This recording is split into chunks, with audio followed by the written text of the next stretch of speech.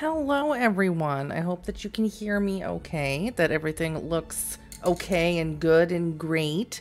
Hello. Happy Friday.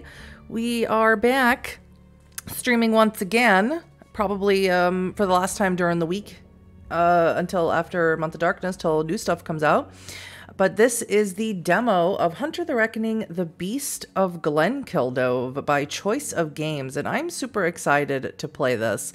Now, there was another sort of hunter-based Choice of Games game. It was still a Vampire the Masquerade, technically called Out for Blood, and it's one of my favorite ones. I think it's my favorite one after Night Road. So, yeah, I'm super excited to play an actual real hunter with the Hunter the Reckoning 5th edition rules in the game. I'm stoked. I hope you're stoked. I hope you're having a great Friday. We're going to start right here. This is the demo. You can go play this right now over on Steam. Get it right on Steam. I think you can get it on the browser as well. And you can play the first 3 chapters for free, and it comes out in December. I'm very excited. So excited, can you tell? I love Choice of Games games. They're my favorite. Chapter 1. I don't know how to say this word. Fado. I don't know how to say it. I do not seek what is mine. It is not my own grace, but God who puts this concern in my heart that I would be one of the hunters whom God at one time foretold would be here in the final days. Palladius Patricius. That sounds like a Roman name to me. The True Faith update? It's good. It's good. I liked it a lot. The moment you set foot on the trail up to the O'Donnell place, you know that you are being watched. The hairs on the back of your neck rise up and you feel a chill of fear. Living in the city, it's easy to forget what night out here in rural Ireland is like. A full moon glows in the cold, clear sky, turning the frosty trees around to you to pure silver, while the shadows beyond the path are impossibly deep, a great ocean of darkness all around you. And a predator moves unseen through that ocean, stalking you. Staring into the shadows, you think you see a larger shadow moving in parallel with you. Or is it just a deer picking its way through the woods? I can't do an Irish accent. I'm so very sorry. Yes, new game. New game. Well, new demo anyway. This will be a new game. I act as though nothing is wrong and continue at my regular pace, but keep trying to catch sight of the shadow. A very average human thing to do, I think. I think the more logical human is always the one to, like, rail against the possibility of the unknown and the supernatural before admitting that something might be out there. Which is one of my favorite tropes in, like, horror stuff. Keeping your expression and gait unchanged, you continue up the path, but every now and then you glance out into the woods. You never catch sight of the shadow again. Aw. Goodbye, shadow friend. Perhaps it was all just imagination. Perhaps. And who could blame you for seeing things? It's been 7 years since you last set foot in these hills. This place, these woods, the farm beyond them, and the great sweep of the Wicklow Mountains beyond that, was once a haven for you, a place of enchantment, of escape. Then on a hot midsummer's eve, you came face to face with true horror, a horror that has scarred your memory and haunted your days and nights ever since. You saw the beast of Glenkildove that day. Unable to face the memories, you never returned to Wicklow, and you might never have returned at all if it hadn't been for a call you got this morning. The voice at the other end of the line was that of Cormac O'Donnell, who disappeared on the day you saw the beast, and whom nobody had seen since. He was rambling, incoherent, near crying. Jesus, Jesus, he kept saying, then started repeating your name instead like a mantra. How unsettling. Wary, I asked him to prove that he was the real Cormac. What if this was a scam or some cruel joke? Yes. Again, I love especially with Hunter, because Hunter is one of those things where you have to be, I'm just going to use this quote, you have to have, like, your drive has to be awakened. You have to, like, be really certain that, like, you know that there are things that go bump in the night. And as I already said, one of my favorite tropes is, like, the really logical person in a horror survival scenario, whether it's zombies or, like, what is, The Strain, right? Is the person who, like, until the very last possible moment is just railing against the logic of it all. I love that trope. Perhaps something you said sparked something in Cormac because he began to speak somewhat more lucidly. I'm at my Da's old place in Wicklow. Please come, I need you, I need to see you, the beast is back. Suddenly he laughed, an ugly, strangled sound. Or maybe it never went away. Oh, Jesus, the beast is coming for me. It's coming for me. Promise you'll come. Promise me. And the line went dead, and you were on a flight to Dublin that evening. You took the last bus from the airport up the mountains. It deposited you at the crossroads by the Marian Shrine outside Ballyavon, a mile from the O'Donnell place. You've walked the rest of the way through the cold Irish night. What has brought you back here, a place to which you once swore you would never return? My friend needs me. That's all the reason I need. I'm a good person. You've reached the top of the trail now, and the whitewashed, grime-streaked buildings of O'Donnell's farm stand before you, glowing faintly in the moonlight. Nettles and brambles have taken over the farmyard, fighting moss for possession of a skeletal, rust-ruined old tractor squatting in the barn. Half the windows in the farmhouse have been shattered and graffiti. I don't speak Irish. Beast-murdering cunts has been daubed all over the walls. Judging by the blackened section at the far end, an unsuccessful attempt was made to set fire to the house. Crossing the yard, you make your way into the farmhouse. The kitchen is a shambles, strewn with rubbish. The shelves that once lined the walls have long since been broken up and used for firewood. The big honey-colored table is still there, but now it is scarred by knife marks and burns. Terry's old shotgun lies discarded amidst the rubbish on the floor by the fireplace, his cartridge box nearly empty. This was where it all began. 10 years ago. Exciting. You are 16 years old. Oh god, no thank you. Pass. A good person. Well, we'll be sure to fix that in time with trauma. Yeah. Yeah. You are I mean, I really feel like there are certain, obviously, like, drives and, damn, why am I blanking? Why am I blanking? There are certain, things about Hunter that can make you not necessarily the best person in the world, right? Especially if you have... It's not drive. Drive is what awakens you to be a hunter. That's what makes you like a martial hunter or like a religious type hunter. There's... Oh, man, why am I blank? It's because it's the end of the week and my brain is totally shot. There's certain like tropes that you can take. Like when I played in the official Hunter Chronicle, like one of mine was envy. Like I was envious of the monsters, and I was like, why do the monsters get to have all the power? I want some of that power. So you can sort of be kind of a bad person, I think. But I think a lot of hunters think they're the good guy. You are 16 years old. You are making your way up the hillside path, following behind your Aunt Mare and her black and white sheepdog, Misty. The leaves of the trees glow green in the light of the mellow, golden summer sunshine. They've got a bit of a reputation, the Red O'Donnells, Mare comments. She is a spare, sharp-featured woman with metal-rimmed glasses and graying dark hair cut short. She strides along, speaking without looking back, forcing you and Misty to scramble to keep up. But Terry's all right, and he's got a boy about your age, Cormac, and he's a good lad. Terry's had to look after him all alone ever since his wife died, and he hasn't done a bad job under the circumstances. Anyway, Auntie has things to do today, so Auntie is abandoning you. I'm sure you'll become fast friends with Cormac and have a splendid time. And if you don't, it'll be good fodder for the misery memoir that will make you millions 20 years from now. What do you mean, a reputation? What kind of reputation do the O'Donnells have? Mare halts abruptly and turns to look at you, peering over her glasses. Oh, goodness.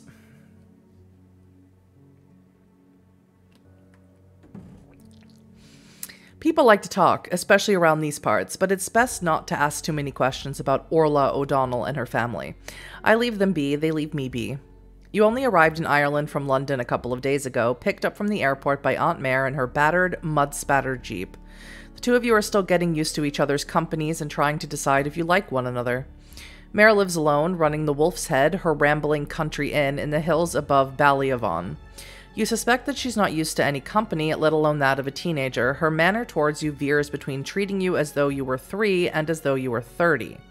You've never met Aunt Mare before, your father's older sister. You've never even been to Ireland before. Although your father is Irish, he emigrated to London when he was young, and Irish heritage was nothing unusual at the Catholic school you attended there, St. Jerome's. You were better known... Ooh, such a good question.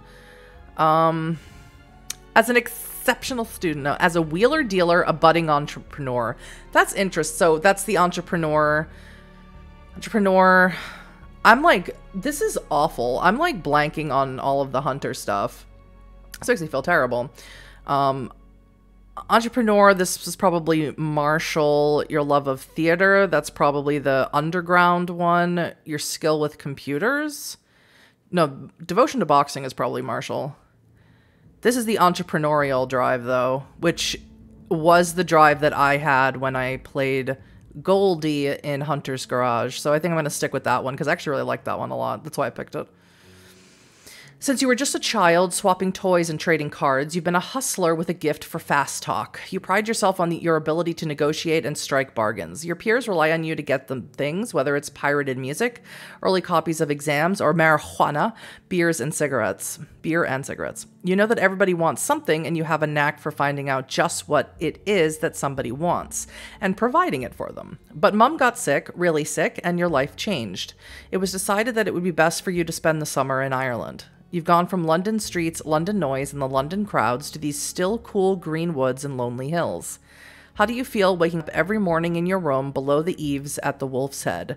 I feel bored. If I was if I had an entrepreneurial drive, I'd feel bored.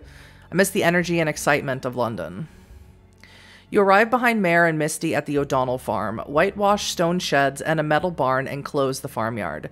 Chickens peck in a coop at one corner of the yard, while a one-eyed tabby cat sleeps in the sun on a low, lichen-stained wall. The cat is apparently well known to Misty, who pays it no heed. A tall, barrel-chested man with a thick red beard, evidently Terry O'Donnell, emerges from the barn and waves at you. Misty runs up to him and he scratches her behind the ears. Mare Grogan. Mayor Grogan. I don't know. I can't. I'm so sorry.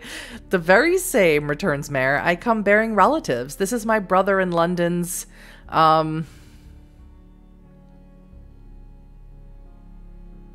kid. All right there, Terry says to you, apparently not expecting a reply. Mare continues. Their name is... Ooh, let's do Alex. That's a great name. I have some errands to run, and I was hoping to leave them with Cormac for the day. Why not? The Fox kids are coming over, and they're picking up the other two by the village. They're all going to Glenkildove. It'd be good for us to have another Catholic handy in case those feckin' prods try something. He winks at you. Cormac's over there by the pump. Go and say hello. You find Cormac splashing water over his face and hair by the pump, a boy with his father's height and striking dark red hair, but lean where Terry is paunchy. As he turns, you find yourself looking into very brilliant green eyes, all the brighter in his pale, slightly freckled face. He has evidently overheard Mare's introduction. So you're English, are you? He asks, his expression ambiguous. This is cute. I like him.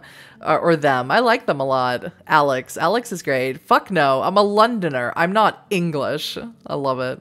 He barks a not unfriendly laugh. Right, like how dubs are dubs, not culchies like the rest of us. Welcome to the provinces. You're a long way from London now.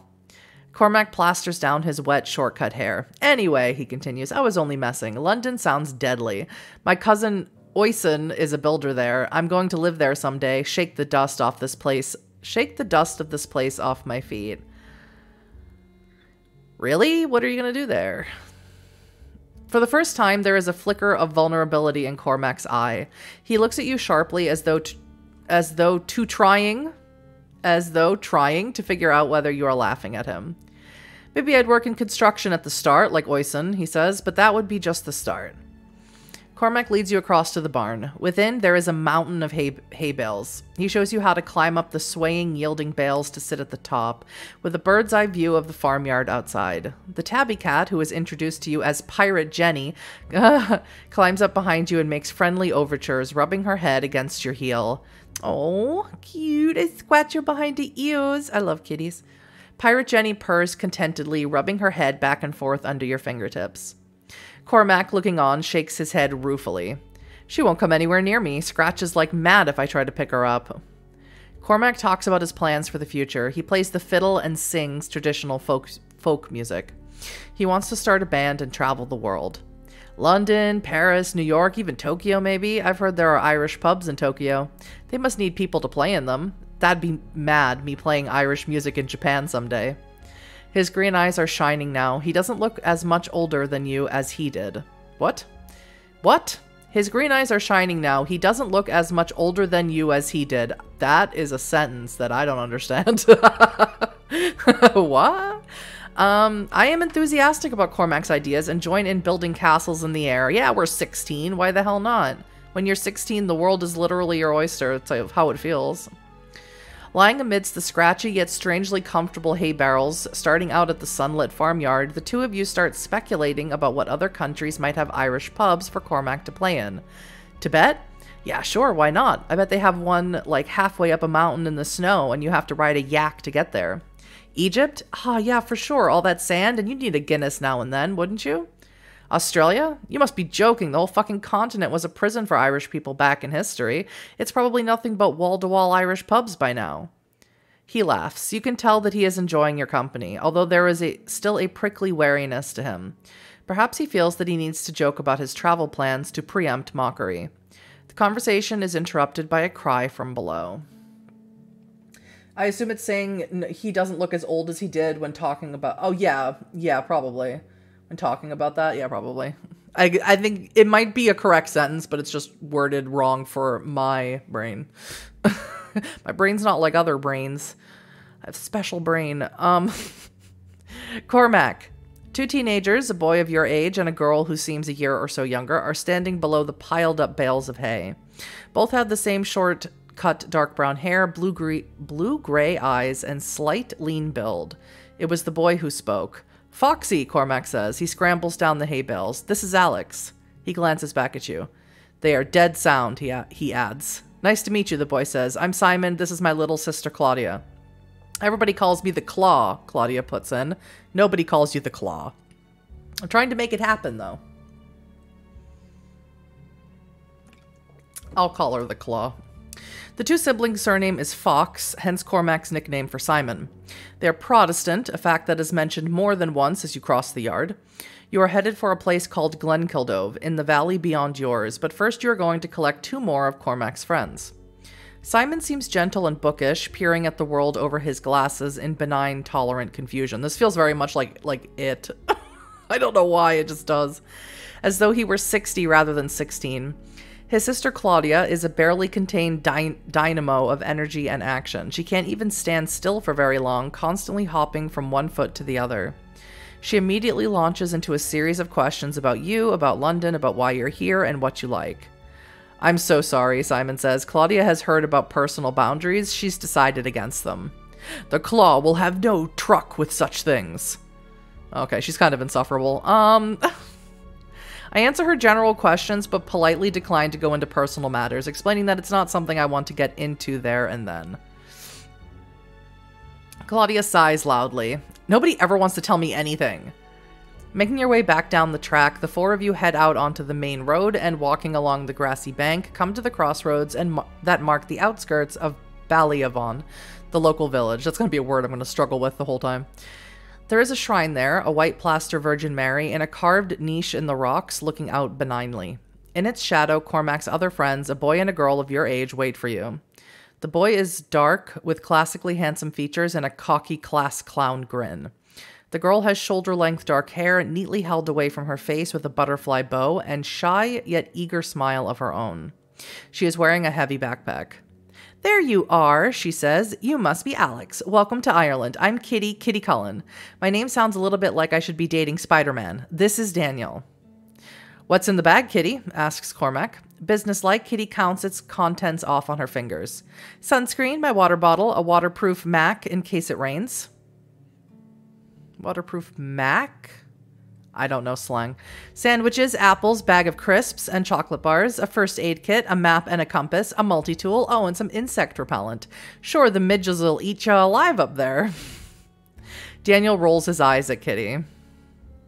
Sounds like you forgot the kitchen sink. Daniel laughs. They got you there, Kitty. He smiles at you. She means well. The group is now assembled. It seems that Glenkildove is a remote glen on the far side of the mountain. You'll need to climb up it and over its shoulder, and then pick your way down into the narrow valley along a steep, precipitous path. It's hard to get to, Simon says, as the 6 of you leave the main road once again and begin climbing up a trail that leads upslope through the woods. But that's part of what makes it special. The last wolf in Ireland was killed in Glenkildove. Fado fado, as the storytellers say, a long time ago. Simon goes on to describe the history of the glen. It seems to have been a sacred place even in Neolithic times. There's a circle of standing stones in the western part of the valley. When Christianity came to Ireland, monks began looking for places far from civilization in which they could meditate and pray undisturbed. One group, led by a monk named Enda, left their old monastery in Clonmacnoise after a row with the abbot there. They traveled east, found their way up to the hidden glen here, and built a settlement by the lake at its heart. They called the lake the Devil's Cauldron, and the valley itself the Glen of the Black Wood, Simon says. God, metal as hell. I love it. They thought that all the glen was haunted by the Numina, the spirits of the earth that the old Irish had worshipped there. As someone who's a huge fan of Outlander, I'm going to ask about the Standing Stones because I'm just that girl. Do we know anything about the Standing Stones and the people who put them there? Can you travel through time to the Standing Stones? Simon shakes his head. No, we really know so little about the history that far back. Even Stonehenge and Newgrange here in Ireland. Nobody really knows who built them or why. There are so many mysteries in this world, things we'll likely never know. It makes me a little sad at the same time as it makes me happy, if that makes any sense at all. Simon picks up the story. There were still wolves in Ireland in those days, and the Wicklow forests were deep and dark. Simon adds dreamily. I imagine the monks at prayer in the middle of the night, hearing the wind whistling through the pines and the wolves howling at the moon. I wonder what they thought about.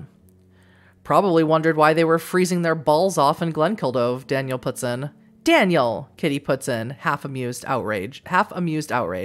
They were men of God. I'm not going to side with... I ignore the interruption and motion for Simon to continue. Why would I... What? I barely know these people. Why would I start taking sides? Simon continues the story. You notice that he often glances at Cormac as he speaks, as though looking for the older boy's approval. When the British came to Ireland, the Wicklow Mountains were one of the areas they found it hard to control. There were too many places for Irish rebels to hide among the hills and valleys, and too many ways for British soldiers to disappear. Ballyavon, in particular, gained a dark reputation, but even so, little by little, the British, moving out from the Pale around Dublin, put more and more of the mountains under their control. By the 18th century, the Anglo-Irish peer Mad Jack Dunbar was granted the lands around Ballyavon. Mad Jack Dunbar seems to have rejoiced in his reputation as a blasphemer and a maniac. He claimed he could smell gold in the hills around Ballyavon and wasted, spelling error, much of his fortune digging mines across the valley, none of which ever yielded a profit. He founded a fraternity known as the Sons of Perdition, who were infamous for holding wild, sacrilegious orgies, at their meeting place, a hunting lodge in the Wicklow Hills. It's your aunt's place now, Kitty puts in. The Wolf's Head. My Uncle Joe works there. Let us know if you find any creepy black magic stuff, or if you're planning any orgies, Daniel adds. Well, now that you've brought my aunt into the idea of orgies, I'm going to frown. I frown. Is it true what Kitty said? Aunt Mare never mentioned it. She wouldn't, Cormac says. Your aunt has no time for all that. She just wants it to be the Wolf's Head, plain and simple, not some kind of naff tourist trap. He frowns. There is something weird about that place, though.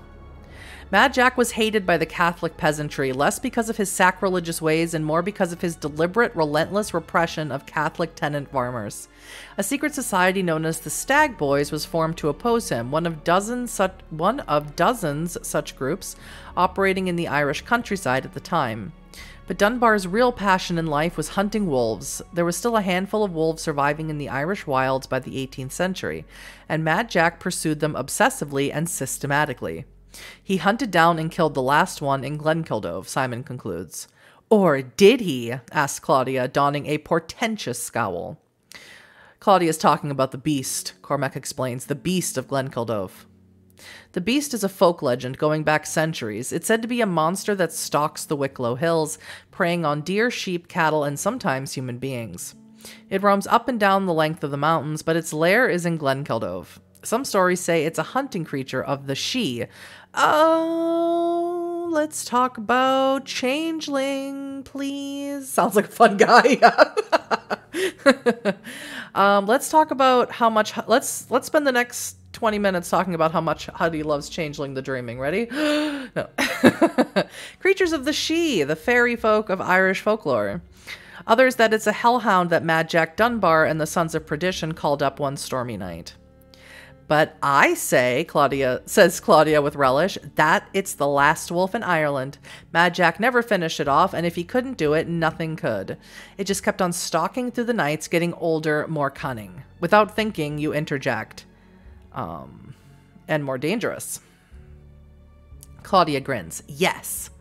Simon picks up where his sister left off.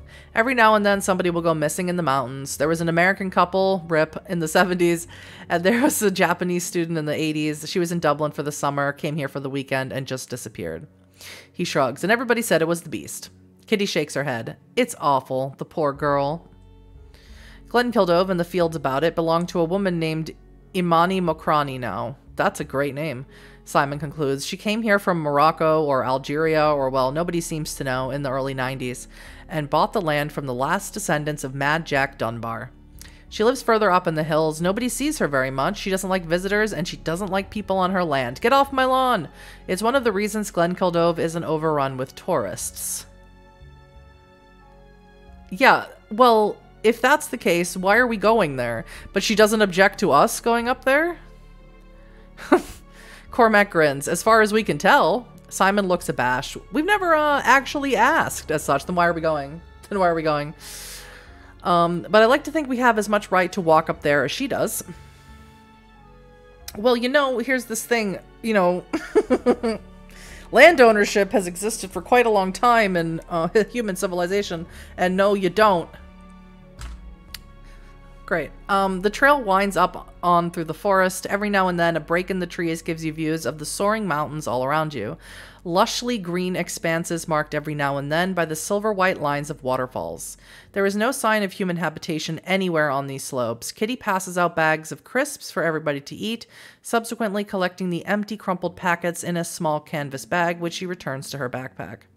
There is little... Whoa... desultory conversation. I don't know what that word means. You learn that the Fox siblings are the children of an academic, a professor of English literature who lives locally but works in Dublin. Daniel's family comes from Lebanon, although he has lived in Ireland since he was 6 years old. Despite some mutual good-natured teasing and a little bickering, it's clear that the members of the group have known each other for a long time and are comfortable and at ease with one another's company. How do you feel? I already feel as though I've known them all for years. I mean, I'm not gonna say I feel uncomfortable. I feel they've been super friendly and nice to me. None of them's been a jerk or anything, so I'll feel like, yeah, we feel like we're already old pals. Oh, God.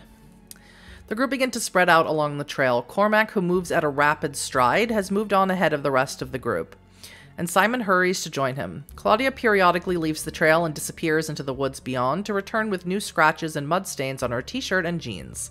Daniel and Kitty walk together. Who do you walk alongside? I find Claudia insufferable and annoying, but also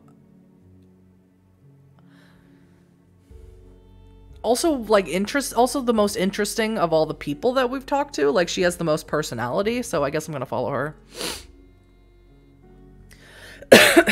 Beyond the trail, the forest floor is choked with nettles, brambles, and ferns. Claudia has obtained a stick and is thrashing a path through the undergrowth with enthusiastic slashes and wipes. So sorry, it's starting already. Nobody else ever leaves the trail, she says. They don't really see the forest at all, just the part that the other people want them to see.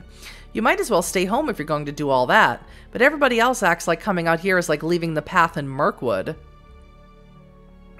Let's show her that we're also a nerd. I recognize her reference to The Hobbit. Mirkwood, are you a Tolkien fan? My brother is. The Hobbit's alright, but The Lord of the Rings, 50 pages of Hobbit genealogy before anything even happens? No thank you, J.R.R. Tolkien. No thank you. I agree with her. Yeah, it's not exactly action-packed. Claudia nods emphatically. I have a confession to make to everyone. I'm a fake nerd. I know very little about Lord of the Rings and The Hobbit. It's not my thing.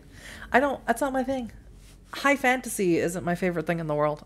And I very rarely find myself enjoying it. I know. I'm the worst. You can tell me I'm the worst person and leave the stream. It's fine. I deserve it. I totally deserve it. Claudia nods emphatically. Try telling that to Simon, though. He used to read that stupid book like twice a year. For a while, you and Claudia move through the undergrowth, pushing and hacking your way through the brambles.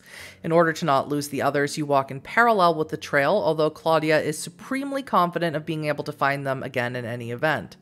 She sighs, looking at the silhouettes of her brother and friends through the trees. Sometimes it's kind of nice being away from them all for a bit, especially Cormac. But not me, right? I'm cool. You like me, right?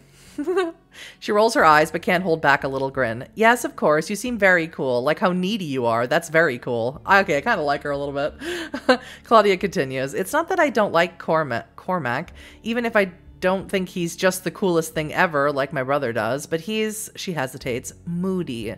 He's your best friend one day, then he won't even look at you the next, and he's got a temper on him. He can actually be really scary when he properly loses it. Even when he's in a good mood, I always feel a bit like I'm walking on eggshells around him, you know? But your brother likes him? Claudia rolls her eyes. Oh yeah, Simon thinks the sun shines out his arse. They've been friends since kindergarten. Claudia, Simon is calling from the trail. Come on, we better head back. He likes me to check in every now and then, worrywart. You rejoin the others. At last you reach the top of the trail and emerge from the trees into mellow, late afternoon sunshine, the group gathering together once again. Over the shoulder of the mountain there is an open expanse of grass and yellow gorse dropping down into the valley beyond, Glenkildove. Most of the glen is covered with pine trees. At its heart there is a circular lake, its waters still, brooding and dark. On the shore of the lake closest to you there is a cluster of stone buildings shaped like beehives, enclosed within an unmortared stone wall. A round tower some 100 feet tall rises at the heart of the little settlement. Glenkildove Monastery, Simon says. They lived and prayed in those stone huts. He points to the far side of the lake, beyond which steep and rocky cliffs rise up. The standing stones are over there, but the trees are in the way. There are caves in those cliffs behind the standing stones. Nobody knows how deep they go. I'm going to find out someday, Claudia adds. Every summer we say we're going to properly explore the caves, and every summer everyone chickens out. We've been coming here since we were little kids. It's our place. Now it's yours too, Cormac says impulsively. He looks a little surprised by his own comment. You make your way down to the lake. Cormac and Daniel are keen to swim in its cold, dark waters, but Simon just wants to read his book on the grassy slopes above the lake, and Kitty sits down beside him. Meanwhile, Claudia is anxious to look around the monastery buildings. Ooh, we could spend time with someone else, but I want to explore the monastery grounds with Claudia because that sounds like the most fun thing of all the things listed. So that's what we're going to do. Claudia is clearly pleased with your decision to come with her.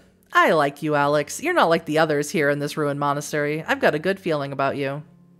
The two of you make your way into the walled settlement. Peering into some of the beehive huts, there is little to see. The site has been long since picked clean by archaeologists. We used to play beast here, Claudia says. Cormac would be the beast of Glenkildove and he'd hide somewhere in the ruins. We had to creep through the settlement. If one of us could reach the round tower, we were safe. It was so much fun. But nobody wants to play it anymore. They're too grown up. That's too bad. It sounds really fun. It was, Claudia sighs. It was. The round tower, built of rough-cut gray stone, looms above you as you reach the center of the monastery. Its entrance and archway into darkness is perhaps 10 feet above the ground. They hid up there when the monastery came under attack from, you know, Vikings and things. They'd ring the bell at the top and everyone would climb up the ladder. Last monk in would pull it up behind him so the Vikings couldn't get up.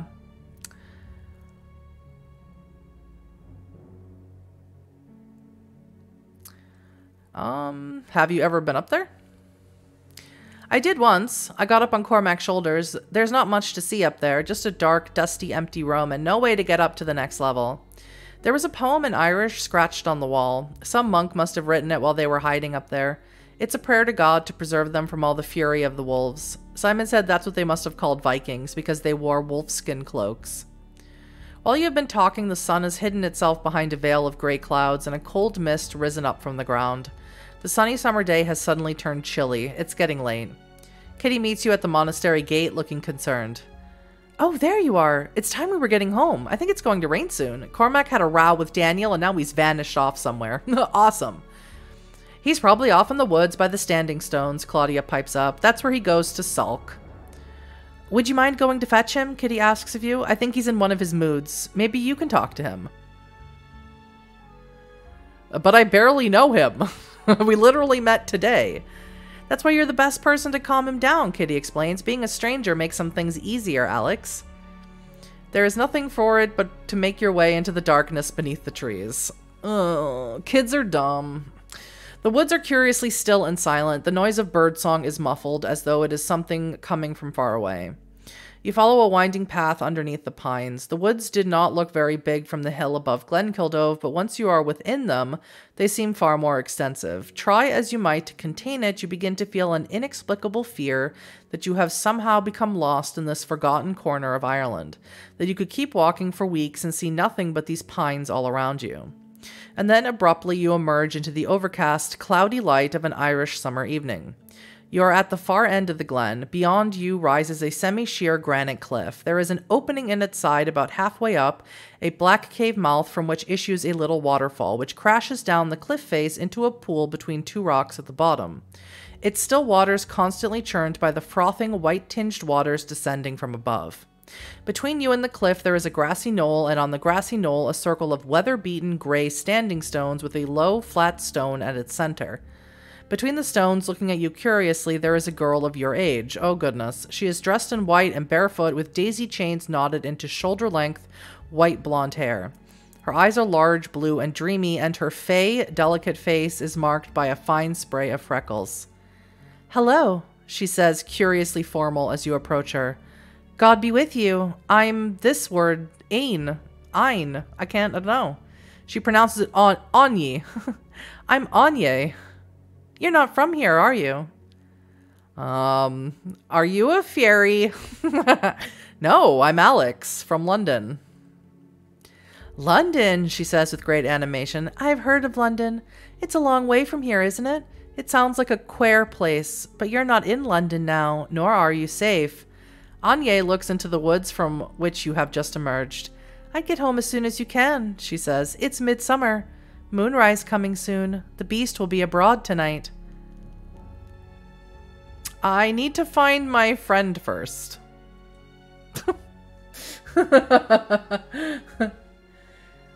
Kids are dumb, implying that adults are not in fact the dumb. I mean, it's both. It's both. Humans are dumb. Is that better? Humans are dumb. Anye sighs. Then I'll help you find him, she says, but you have to promise to leave afterwards. Anye leads the way back into the woods. It's easy to get lost here, Anye says, flitting ahead of you like a pale shadow. When the Saxons came to Ireland, they drew lines on paper. Compasses and pencils are their real weapons, not blades and bullets.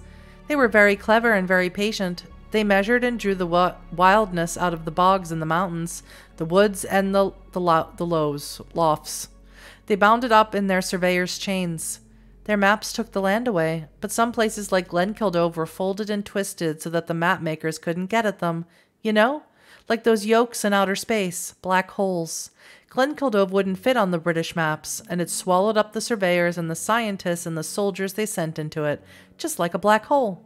They got lost. Glenkildove is always hungry, just like its beast. It's easy to get lost here. Did I mention that?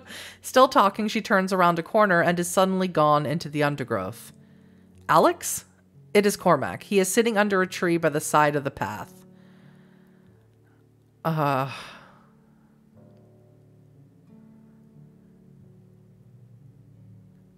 feel relieved to see him after the strange experience of the woods and the standing stones. It's good to see you. Cormac gives you a wry smile. Good to see you too, I think. Cormac seems to have calmed down a little. I know I shouldn't let him get to me that way, he says, meaning Daniel, but Daniel, it's hard to explain. Maybe when you first meet him, you think he's this funny, charming fella. Later on, you realize that he actually thinks he's smarter than everyone else. He's laughing at you all the time. And Kitty, she wants to look after everyone, but that's really just another way of saying she wants to control everyone.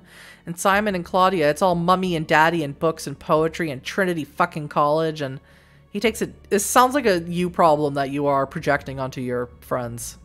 He takes a deep breath. He has delivered the monologue without looking up at you. I know they're my friends. I know they don't mean any harm, but sometimes I just can't be around them. It's like they're nosy, even when they're not making any noise. Noisy. Noisy, even when they're not making any noise. Like static, constantly blasting me. It's only quiet around you.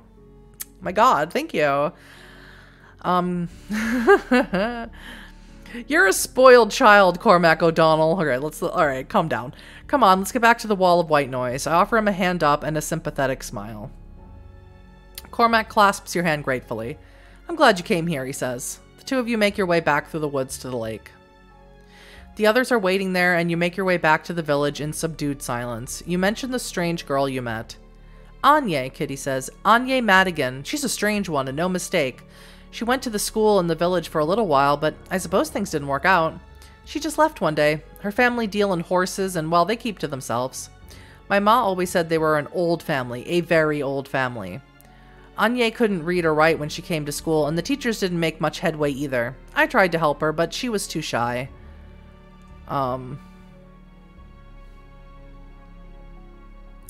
That's strange. She sounded like she had an education. She was talking about history, folklore, even mentioned black holes. One thing any Irish person can do, Daniel observes wryly, sound like they know what they're talking about. All right, calm down. Aunt Mare is waiting for you at the O'Donnell farmhouse, sitting with Terry and another visitor, a burly elderly man dressed in the dog collar and black attire of a priest. His red hair and beard is shot through with gray. My cousin Matt, Terry says. You might call him the black sheep of the family. He only went and joined the priesthood, but I could tell you a story or two about him when he was younger. Oh, he was a wild one. He grins at you. The priest, Father Matt O'Donnell, hides a mirror image smile behind his whiskey glass. Ah, now, Terry, it's the holy rollers who don't have stories like that about them that you have to watch. Those are the bastards with something to hide. Mark my words. Mare shakes her head. You've all got something to hide, my love, or something you're running from. That's why you became priests. But you sense a wry, reluctant affection behind her words. Father Matt seems to take no offense. Ah, Mare, he says, sure, it's just as well you never darken my church's door of a Sunday.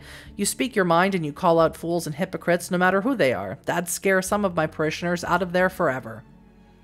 You and Mare take your leave soon after. Soon you're back in your room under the eaves at the Wolf's Head, looking through an ivy-choked window at the courtyard below as the sun sets red and gold over the Wicklow Mountains. As your breathing slows and your eyes close, you consider the summer ahead of you. From things your father said before you left, you suspect that this summer's stay in Ireland will become a yearly event. How do you intend to spend your summers in Ireland? Such a good question. This is a lot of options. Help Aunt Mare out by working at the bar? I will go work in the local garage and taxi service owned by Daniel's family down in the village. That's interesting.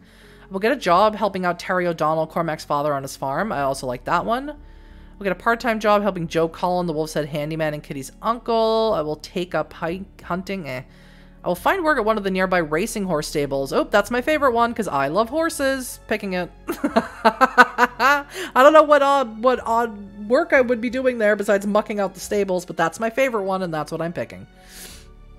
Horse racing is a national obsession. Most race horses are reared and trained on the Curragh, the plain beyond the Wicklow Mountains, and a storied place in racing mythology. You find work in one of the stables there belonging to an Anglo-Irish racing enthusiast.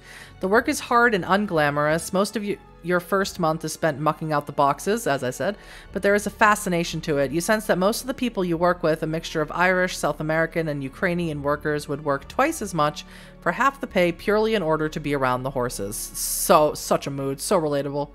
As you gain the owner's trust, you are permitted to do more. Sometimes he has you shadow him when he goes to the races or to the Dublin Horse Show. The frenzy of the racetrack contrasts with the discipline and order of the stable yard. But you know you have truly secured his trust when, at the end of your first summer, you are finally permitted to help handle and rub down the horses. You soon develop an affinity for the magnificent animals. Your skill in breaking in horses, getting them to accept a bit in their mouth and a rider on their back for the first time, soon comes to be well known around the Curragh. Even the jockeys, perpetually foul-tempered due to the rigorously austere diet and exercise regimen necessary to maintain their weight at the ideal for riding, come to respect your way with horses. You have gained the beast whisperer edge. Your experience, training, and natural talent helps very much when dealing with animals such as horses and dogs. Those that don't know you will be much more biddable at once, while those whom you have the chance to train will develop unshakable bonds of loyalty towards you. You'll be able to train dogs to act as guards and trackers, giving you significant advantage as a hunter. I'm cool. I'm super cool. Hello, welcome in. Your name always has this very Thorfinn. It has this dark blue that my eyeballs don't want to read correctly. Inevitably, you come across the Madigan clan from time to time. These are the family of Anye, the strange girl whom you met at the Standing Stones of Glenkildove. The Madigans are rootless and nomadic. They get by doing odd jobs and dealing horses. They have a reputation as sharp dealers in that capacity, but your employer will deal with them.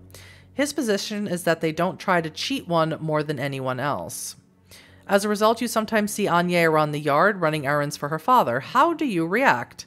I don't see any reason not to be friendly to her, because she's the same reason why back in the day, I used to work at a grocery store, and there was one particular coworker I had who was who believed in Bigfoot and Atlantis and all sorts of other conspiracy theories, and I was always super nice to him just in case he ever snapped one day. And he would spare me. So I'm going to be super friendly and nice to her, obviously. Why wouldn't I? Anye is wary at first. She's clearly used to being shunned and mistrusted by the close-knit world of the Kura, but as your sincerity becomes clear, she warms up and even becomes quite eager to speak with you whenever she sees you. The two of you have many conversations standing by gallops where the horses are exercised. Anye is a strange girl, self-educated and full of curious, interesting ideas. She leaps about conversationally like a salmon in the stream, connecting quantum physics. Who's teaching her quantum physics? Connecting quantum physics to Irish folklore and local political corruption to the Book of Revelation. She clearly values your company. Sometimes a strange fear will well up inside her, an inexplicable terror blazing behind her blue eyes. When these moods strike, you come to learn that her only way of coping is to immediately go off by herself and seek out self-medication, typically in the form of a joint. You ask about those moments, but Anye is always vague and evasive. She seems more like of a mushroom-eating, psychedelic girl, but sure, marijuana, why not? Marijuana, why not? Your year took on a definite pattern. Summers in Ireland, the rest of the year back in London. Your mother died. Awesome. Leaving your father a ghost of the man he had been. Somehow, once school ended each year, it seemed preferable to return to Ireland and the Wolf's Head instead of spending the summer in that haunted South London flat with the stumbling, empty-eyed old man, unable to say any of the things he wanted to say. God, that's... Ballyavon was a refuge from all that, and Glenkildove, its cool green heart, a place of respite and sanctuary. I mean, why didn't your dad just move back to Ireland then if the mom's dead, instead of leaving him there alone? Until that day when you saw one of your friends die in blood and horror, and Ballyavon became a safe haven no longer. Whoopsies! Chapter 2, The Minstrel Boy. I have put on a new form, a skin rough and gray. Victory comes easy to me when I was once weak and defenseless.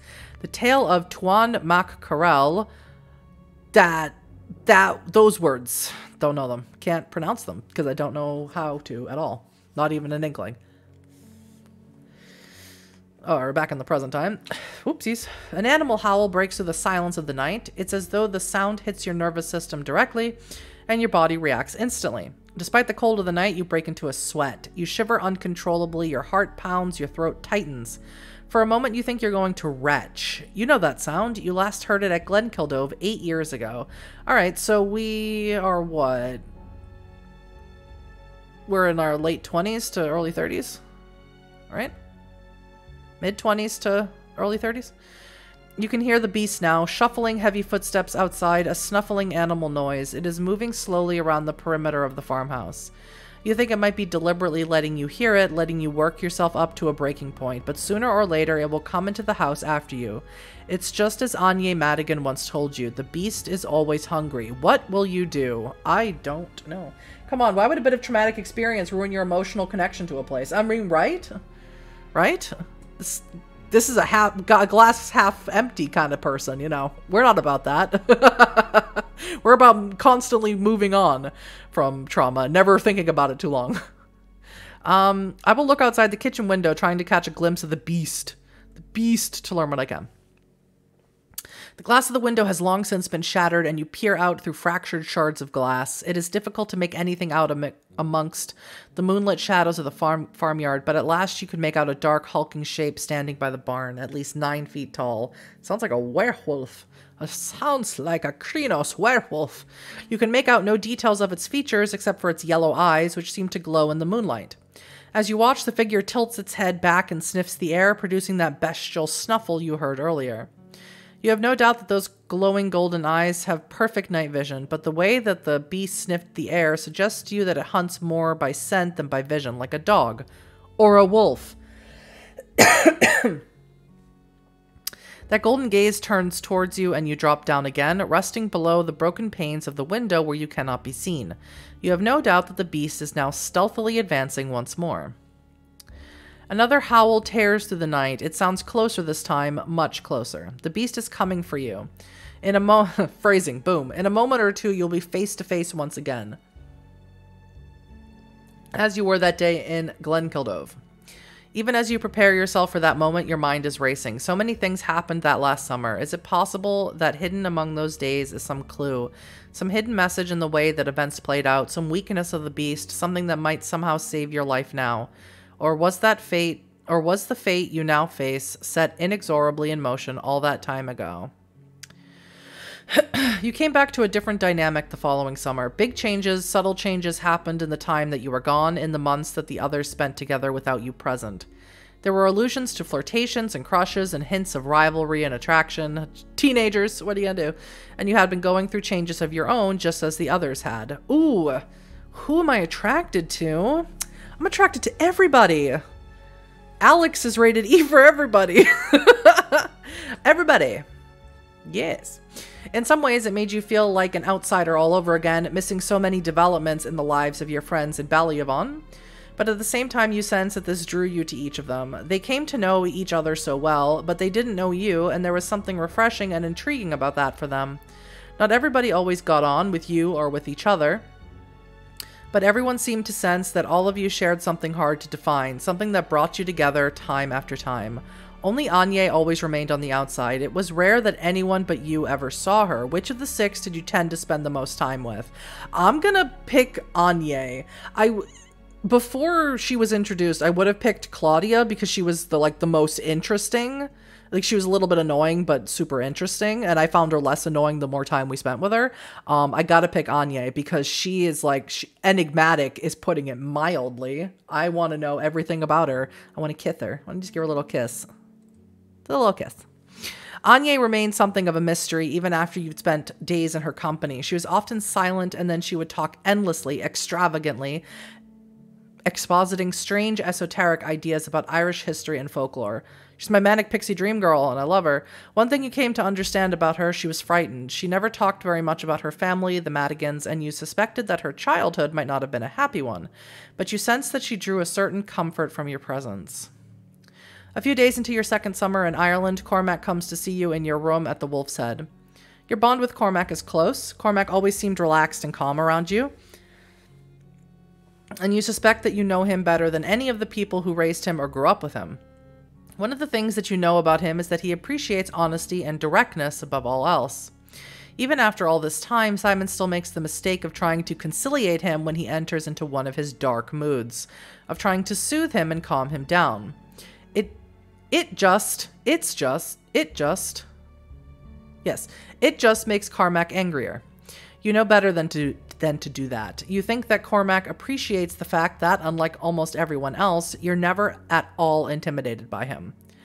Alex, he says without preamble, I need your help. Hello to you too. Yeah, hi. For some reason, Cormac always seems particularly ill at ease in the Wolf's Head. Pacing your room with his usual restless vigor, he explains the situation. His grandmother, the infamous Orla O'Donnell, is going to be holding a meeting soon with a man from Dublin, Michael Duffy, a man whom Cormac thinks is from one of the big Dublin gangs. Her sons are going to be there too, including Cormac's father, Terry, as well as 2 local guards, Irish police officers who've been in Orla's pocket for years. And whatever this meeting is about, it's been haunting Terry for weeks. He hasn't joked or smiled since Orla told him about the meeting, and he's been smoking pot and drinking heavily. Cormac shakes his head. Grandma's got no time for Da. She thinks he's weak, that he hasn't earned his place in our family. I know she and the Dub are going to make him do something that could get him in trouble, so I need to know what. I mean, this seems like a stupid question, but why Terry? Why would your grandma choose him? Because he's her son, right? I want to ask because I feel like it's weird to ask this question in case it's something else, but it's because it's her son, right? Maybe because he doesn't have much of a criminal record, not next to my uncle's, or maybe just because she thinks he's expendable. Cormac looks at you. This is where they're going to meet, the Wolf's Head. It's neutral ground, not Dublin and not the mountains. And I want you to find out what they say there. I need to know what they're planning for my da. Maybe there's something I can do. How am I supposed to do something like that? You live here. You can go anywhere you want around the Wolf's Head. I thought you could find a way to listen in on the conversation. It's how I found out about this meeting in the first place. I listened at the door to my grandma talking to my da. Ooh. Okay. I mean,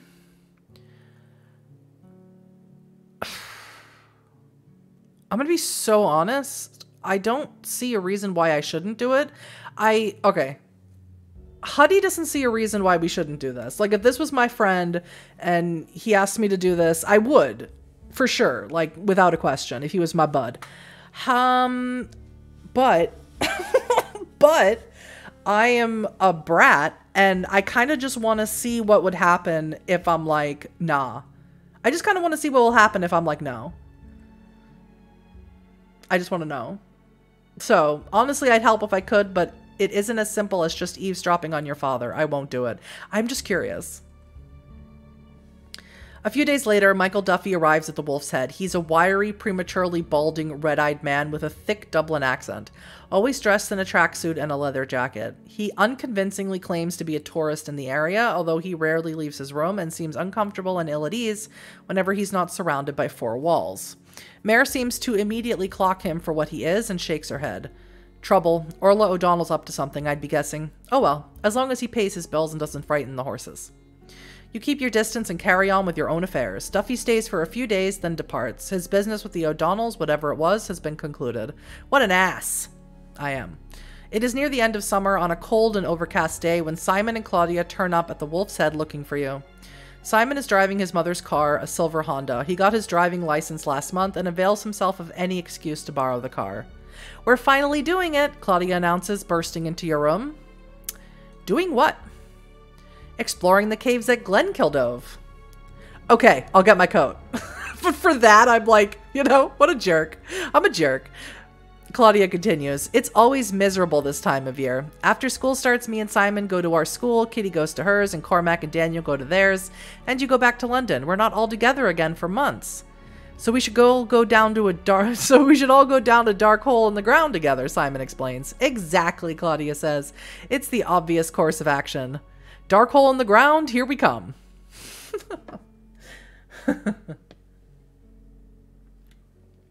I was just curious if something would happen. Like if Cormac would flip out on me. I didn't think it would just breeze past the scene and I just wouldn't get the information. But, you know, I was just curious. I'm regretting my choices. Simon goes to gather some food supplies that Mare is donating to the caving expedition. Claudia lingers behind. You know, Cormac didn't really want to go. He only agreed because we told him we'd persuade you to come too. These days he'll do a lot of things just to spend time with you. Really? Why? Wasn't he pissed off at me because I wouldn't eavesdrop for him? I frown at her and don't say anything. Claudia sighs. I mean, I think he likes you. And it's just, well, you know how my brother feels about Cormac. Or maybe you don't trust me. My stupid brother's been in love with Cormac pretty much since my childhood, even if he's only recently come to realize it. And whatever you're going to do and however you feel about Cormac yourself, I want you to be thoughtful. Simon's fragile. He's not tough like me. Okay. Cormac has a... Well, now I feel even worse. If Cormac had a crush on me and then I still wouldn't do what he asked. Whoopsies. I'll be careful. I don't want to hurt Simon. I'm much more interested in Anya. She smiles. Good. I'm glad. Whoa. I just got a whole bunch of notifications popping up on here. Don't want that. Soon after, you are in the passenger seat of Simon's second-hand car, driving through a sudden shower of rain. The windscreen wipers fitfully wash thick dollops of rainwater away from the windscreen. This reminds me of a joke, Claudia observes cheerfully from the back. All right, tell us your joke. I shall. Claudia clears her throat. What did St. Patrick say when he was driving the snakes out of Ireland? But Simon has noticed someone by the side of the road. Hey, that's old Tom.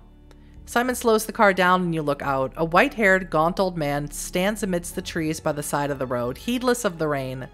His face is as weather-beaten as his clothes. His eyes are foggy and distant. You don't see him around very much these days, says Claudia, abandoning her joke for now. Mum calls him the last of the tramps. He used to pick fruit and help out around the farms for a few quid and a place to sleep. Give him a lift, Simon. It's pouring. Simon pulls into where Old Tom is standing and directs you to wind the window down.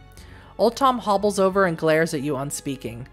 Can we give you a lift, Tom? Simon says. There is more of an Irish brogue to his voice, addressing Old Tom than he usually has.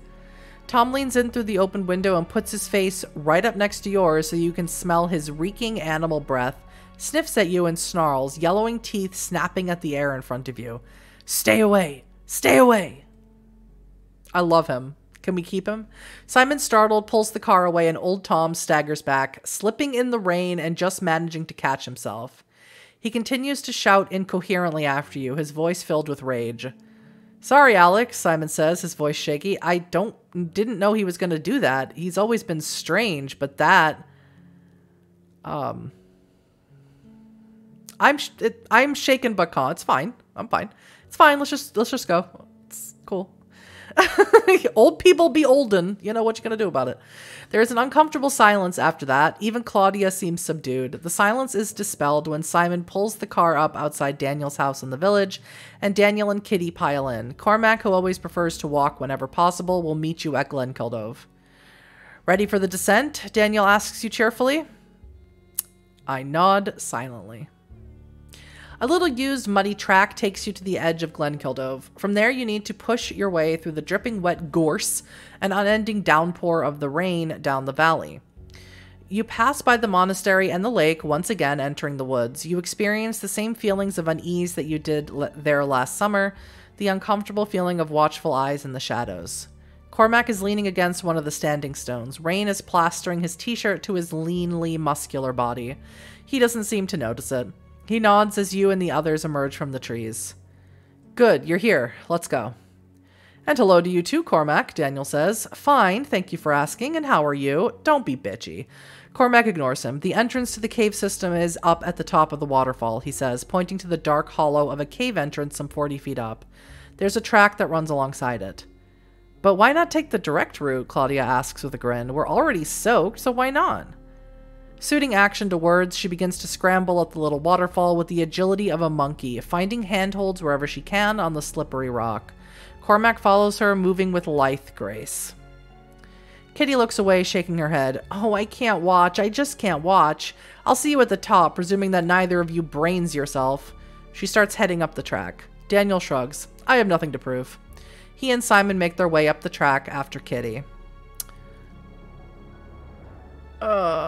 Risk taking the quicker but more difficult waterfall route. I'll hurry to catch up with Kitty. I'll walk alongside Daniel. I'll walk with Kitty. I haven't spent any time with Kitty at all. Kitty smiles as you fall into step with her along the granite, rough-cut steps of the path. You sense that she's flattered that you have chosen to walk with her. She's used to being overlooked. I just haven't spent any time with you, and I think we've heard the least from you out of everyone, so I just thought I would, and right up until the point when the beast attacks and we all go our separate ways, obviously. I hope they'll be okay on the waterfall, she says, shaking her head. Cormac and Claudia, they're short on common sense, and Simon can be the world's dumbest smart person, and Daniel, she sighs. Ooh. I could ask her if she has feelings for Daniel, but I ask her about herself. Everyone has plans after they graduate next year. What will she do? For some reason, Kitty looks a little sad for a moment before recovering and flashing you one of her dazzling smiles. Oh, could be lots of things. I'd like to apply for university or travel or move to Dublin or London or somewhere crazy like that.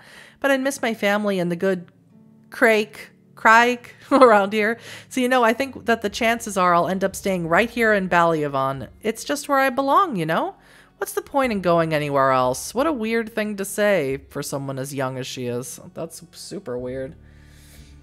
Man living his best. Creepy guy giving warning before a slasher movie life. Yeah, no, I love him. I wish we had picked him up anyway. He could sit in the back and snarl and snap at me. I would have been totally fine with that. Take him home. Dress him in a little suit. I don't know what I'm talking about.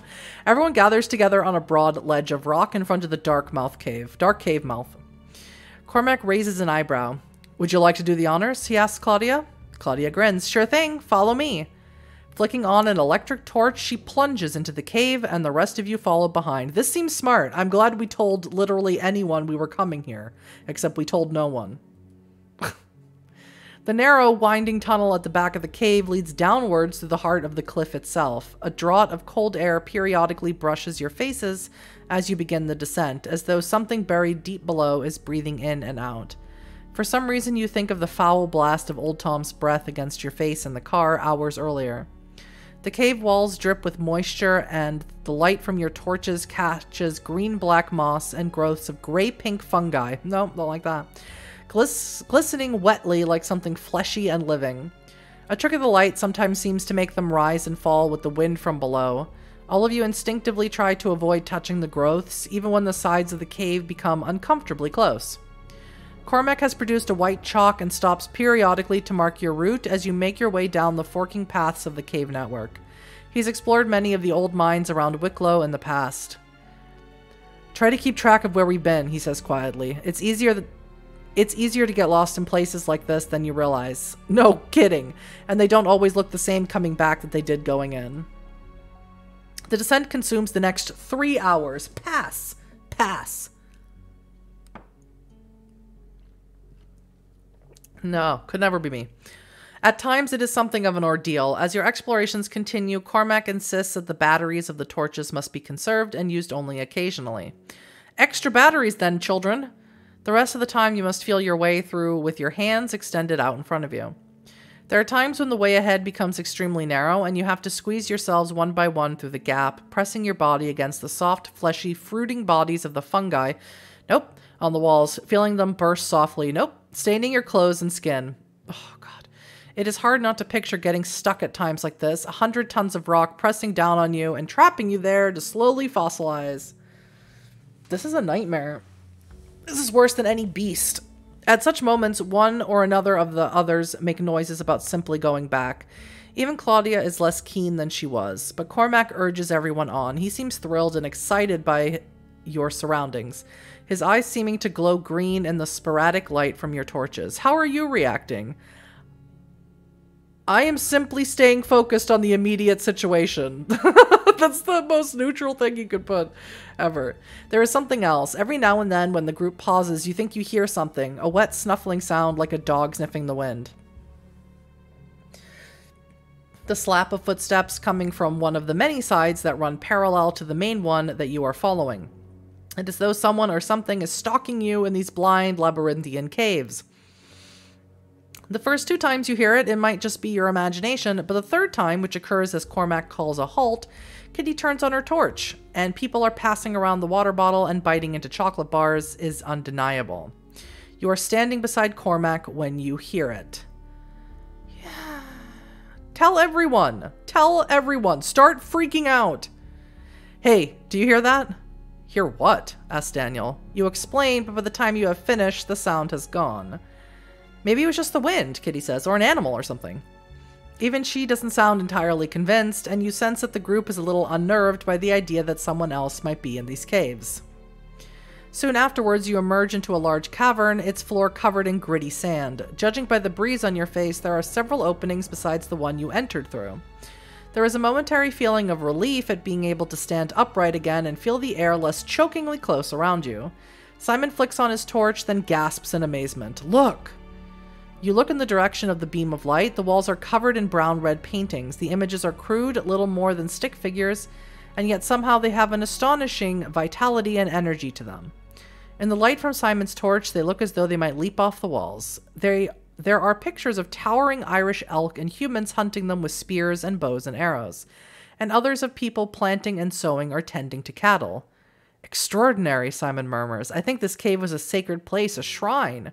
If it's as old as the standing stones, it must be thousands and thousands of years old or even older. Can these be real? If so, this discovery might make us famous. Yeah, like the cave paintings in France.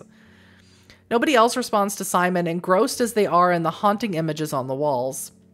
Simon's torch beam plays along the wall. The hunting and farming scenes give way to a great gathering. Crowds of people depicted as prostrating themselves, pressing their foreheads to the ground. At the front of the line, a tall female figure wearing the antlers of an Irish elk like a crown kneels and holds a baby aloft. Simon? Kitty asks, her voice curiosity level. What is this? What are they doing to that little baby? I think this is showing the rights of Crom Cruach, Simon says. There's a tradition that long ago in Ireland, in exchange for great harvests of grain, the people would sacrifice their firstborn to the god Crom Cruach at the place of adoration. Yay! He moves the torch beam onwards in the direction that the antler-headed man is offering the baby. There, among standing stones recognizable as those of Glenkildove, stands a figure much taller and broader than any of the human beings. Its claws raised in exultation is that of a snarling red-black wolf. Oh, yeah! Crom Cruach, says Simon, his voice shaky. The beast, whispers Cormac from somewhere in the shadows. His headlamp is switched off. Again, I'm trying to play into that trope of being like, no, we have to stay logical here because this isn't real. Like, you know, the supernatural's not real. And, like, I just like that other girl because she's like my manic pixie dream girl. Objective and neutral as possible. Just then, a terrible howl echoes through the cavern. It is a sound that you feel as much as you hear, your body reacting with feverish nausea and uncontrollable shaking as terror floods through it. Simon screams and drops the torch, and you are all plunged into darkness. Something is racing towards you at an incredible speed, its footsteps scraping the sand of the cavern floor. What do you do?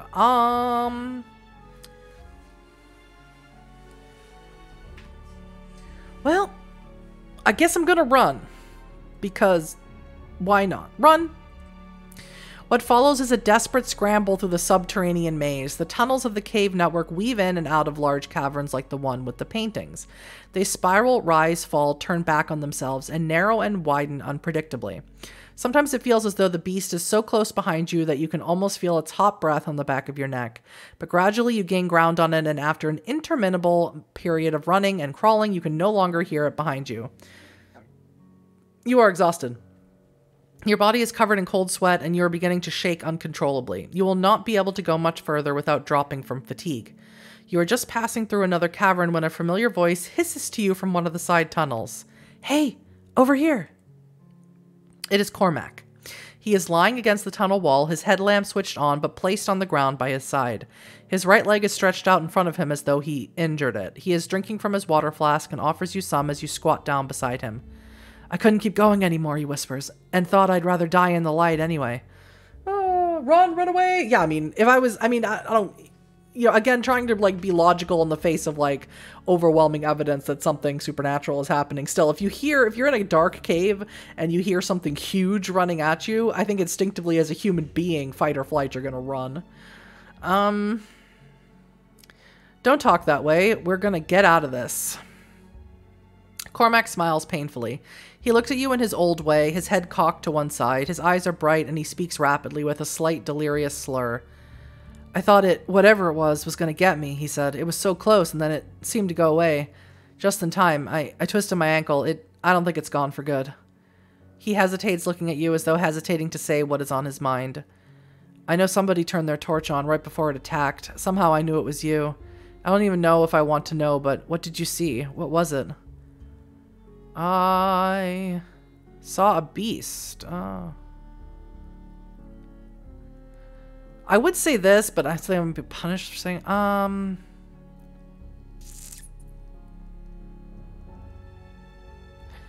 say I saw a beast, an animal, running on all fours. It had yellow eyes. An animal. Cormac sighs wearily, like a bear or a wolf, but we don't have any wolves in Ireland, not since Mad Jack Dunbar did for the last one. And we haven't had bears in thousands of years, something that shouldn't be. I've been thinking, Cormac says, his eyes gleaming feverishly. If I died down here, if we all died down here, what would I regret?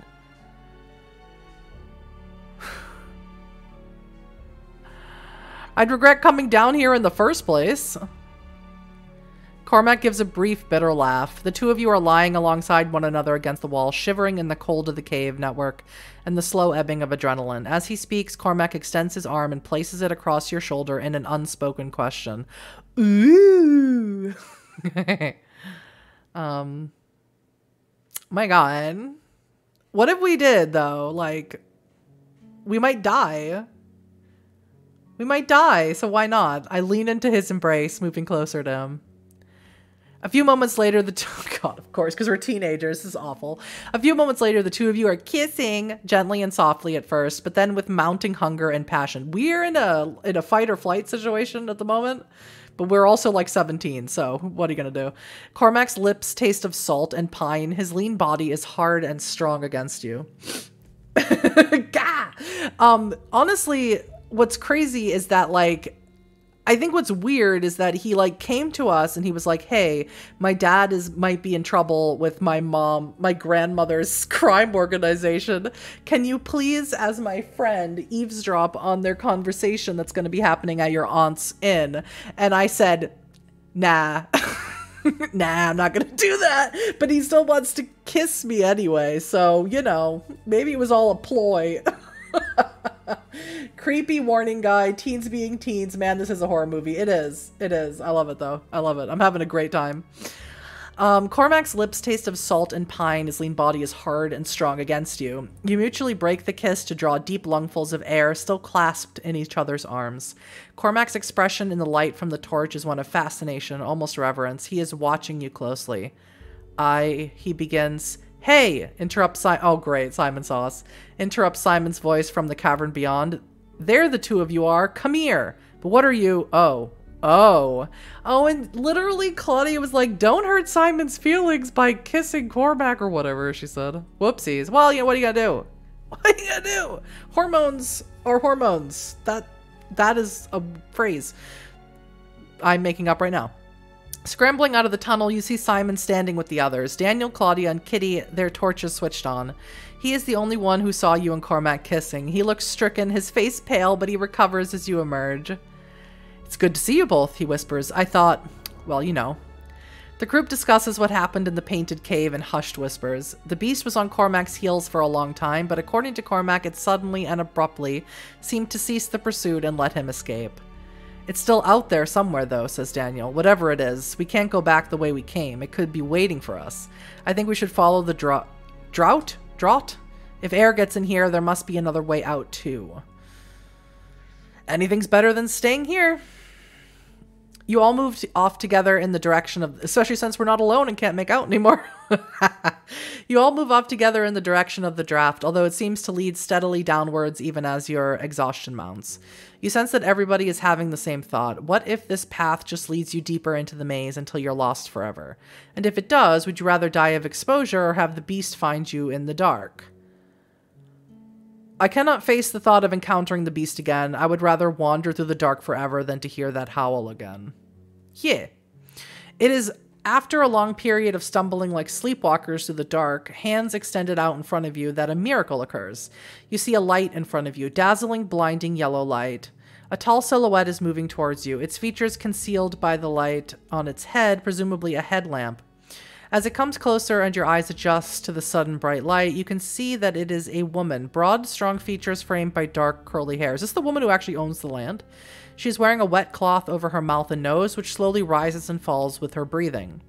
She nods to you and speaks through her makeshift face mask. She gravelly voice muffled and tinged with a slight accent you find hard to place. Yes, it's the woman from Morocco or Algiers. They didn't know which one.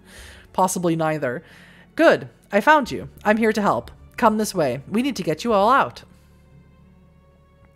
The woman guides you down a series of passages, following a convoluted, tortuous route through the caves that you could never have found on your own. But somehow, through the blur of fatigue and waning adrenaline, you find yourself standing outside a cave mouth on the slope of a grassy hillside, breathing in the fresh, rain-washed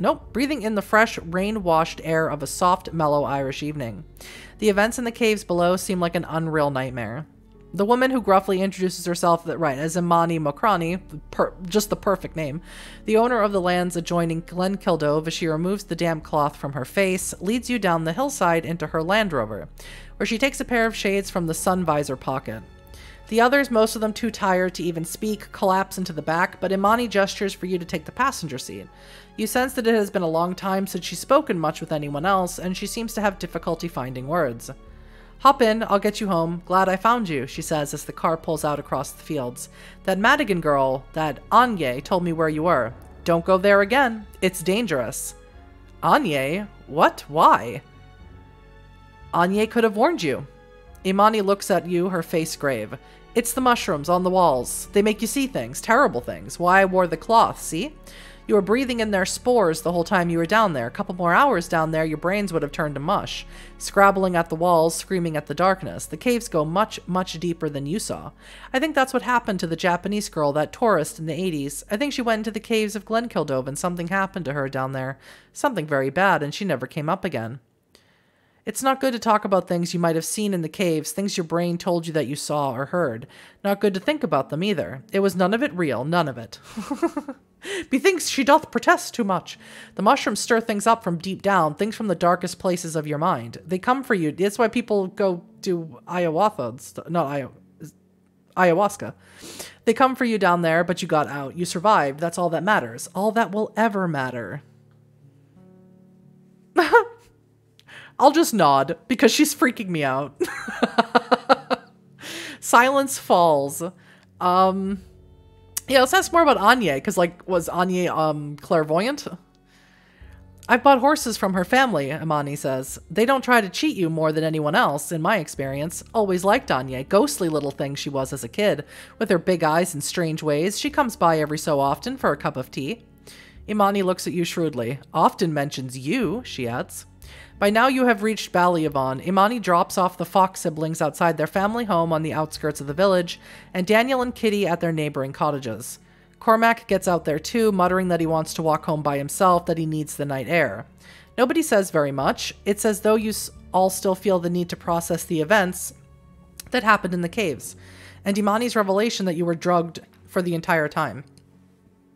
Just the two of you left. Imani drives up to the wolf's head and lets you out.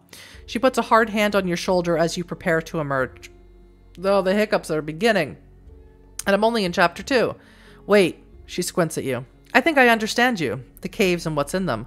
They strip things away, show you what a person really is. You're brave. You have to know. You have to see for yourself, no matter what the consequences. I understand feeling that way, but it will lead you down some very dark paths. There are things out there and you really don't want to know. There are places in this world where you can get lost forever, and Glenkildove is one of them. Don't go there again. Okay, nice lady, thank you. Imani draws her hand back and looks at you over her shades. Think about what I've said, Alex. What do you mean? Imani grunts and nods, seeming more to herself as though pursuing some thought of her own, and drives away. She found you then. Turning, you see Anye, the strange girl you first met at the standing stones of Glenkildove. She is seated on the lawn, her slim arms wrapped around her knees, white blonde hair falling across them. Anye, I think I owe you. I knew you were in danger. I knew Imani could help. Yeah, but how? Anye says. I'm afraid she came too late. How did you know where we were? And couldn't you have warned us? By the time I knew it was too late, Anye says obscurely. Whatever I say obscurely. She looks away. I think something very bad began today, or maybe it really began before that, maybe months before that, or maybe thousands of years before that. And I'm sorry, because maybe I could have done something. I was frightened. I thought that telling Imani would be enough. Maybe there was more I could have done, but I was fearful, and now we'll all pay the price. You, me, your friends, even Imani.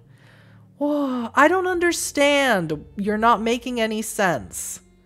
I'm trying, Alex, I really am. But there's compasses,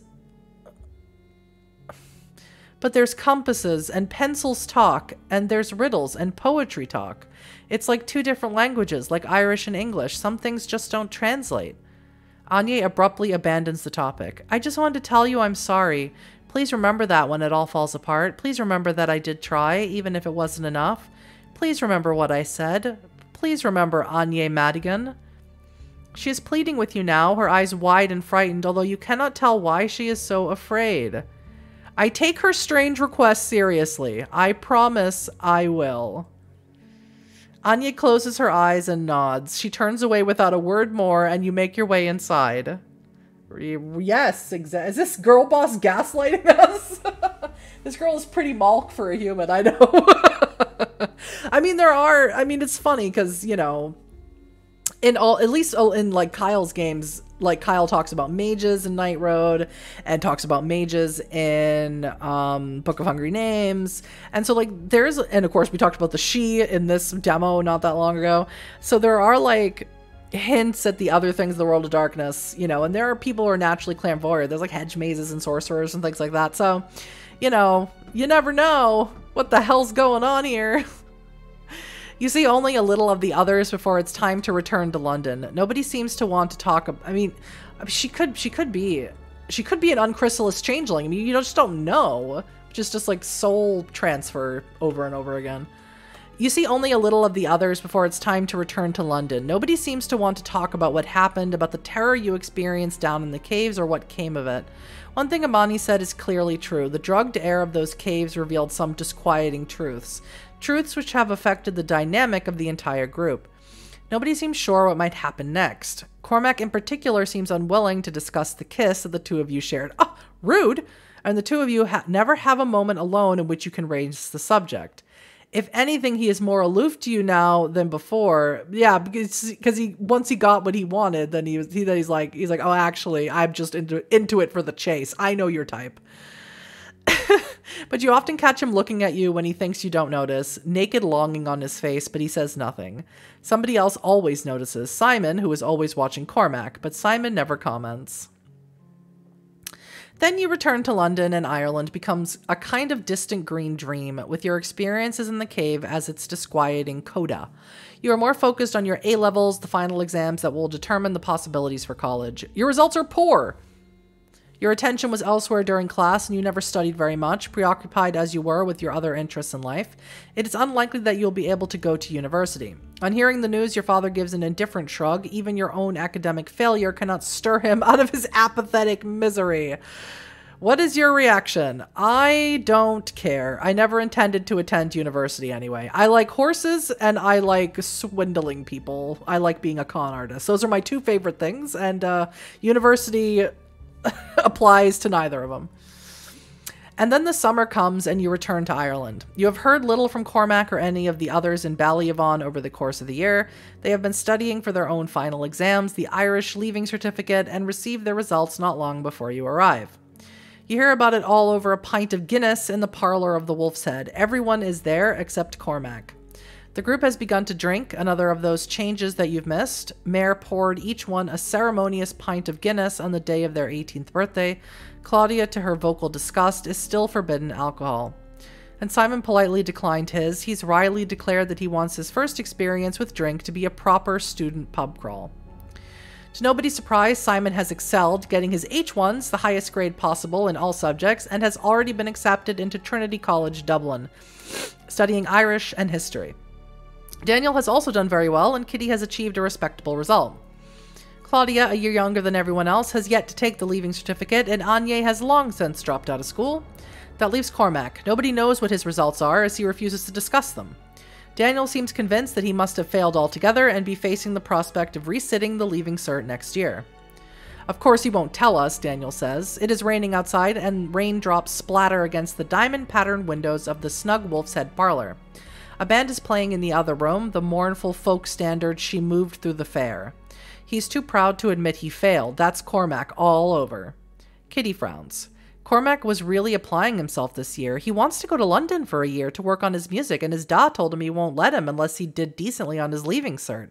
And that'd be great, wouldn't it? Cormac and Alex wouldn't be able to hang out all the time, do cool London stuff, and kiss. Simon avoids looking in your direction as Kitty imagines you and Cormac spending time together in London. You can tell that the thought hurts him. I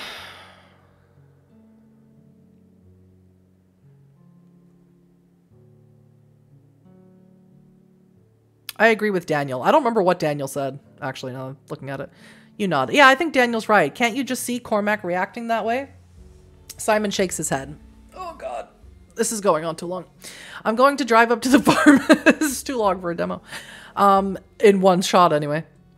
I'm going to drive up to the farm and talk to him tonight. I don't think he failed either. I'm worried about him. Daniel shrugs. It's yet another O'Donnell special, if you ask me. Something goes wrong, storm off and sulk until somebody comes running to kiss it better. Kiss. You can do what you like, Simon, but personally, I'm not letting him ruin another evening. Daniel intends to stay at the Wolf's Head for another drink and persuades Kitty to stay with him. Simon is going to drive to the O'Donnell farm and talk to Cormac. Claudia is going to cycle home before the rain gets any worse, and you haven't had a proper chance to talk to Aunt Mare since you arrived. What will you do? What will you do? Ooh, let's ask Simon to go with him to see Cormac. Let's make it the most awkward car ride ever.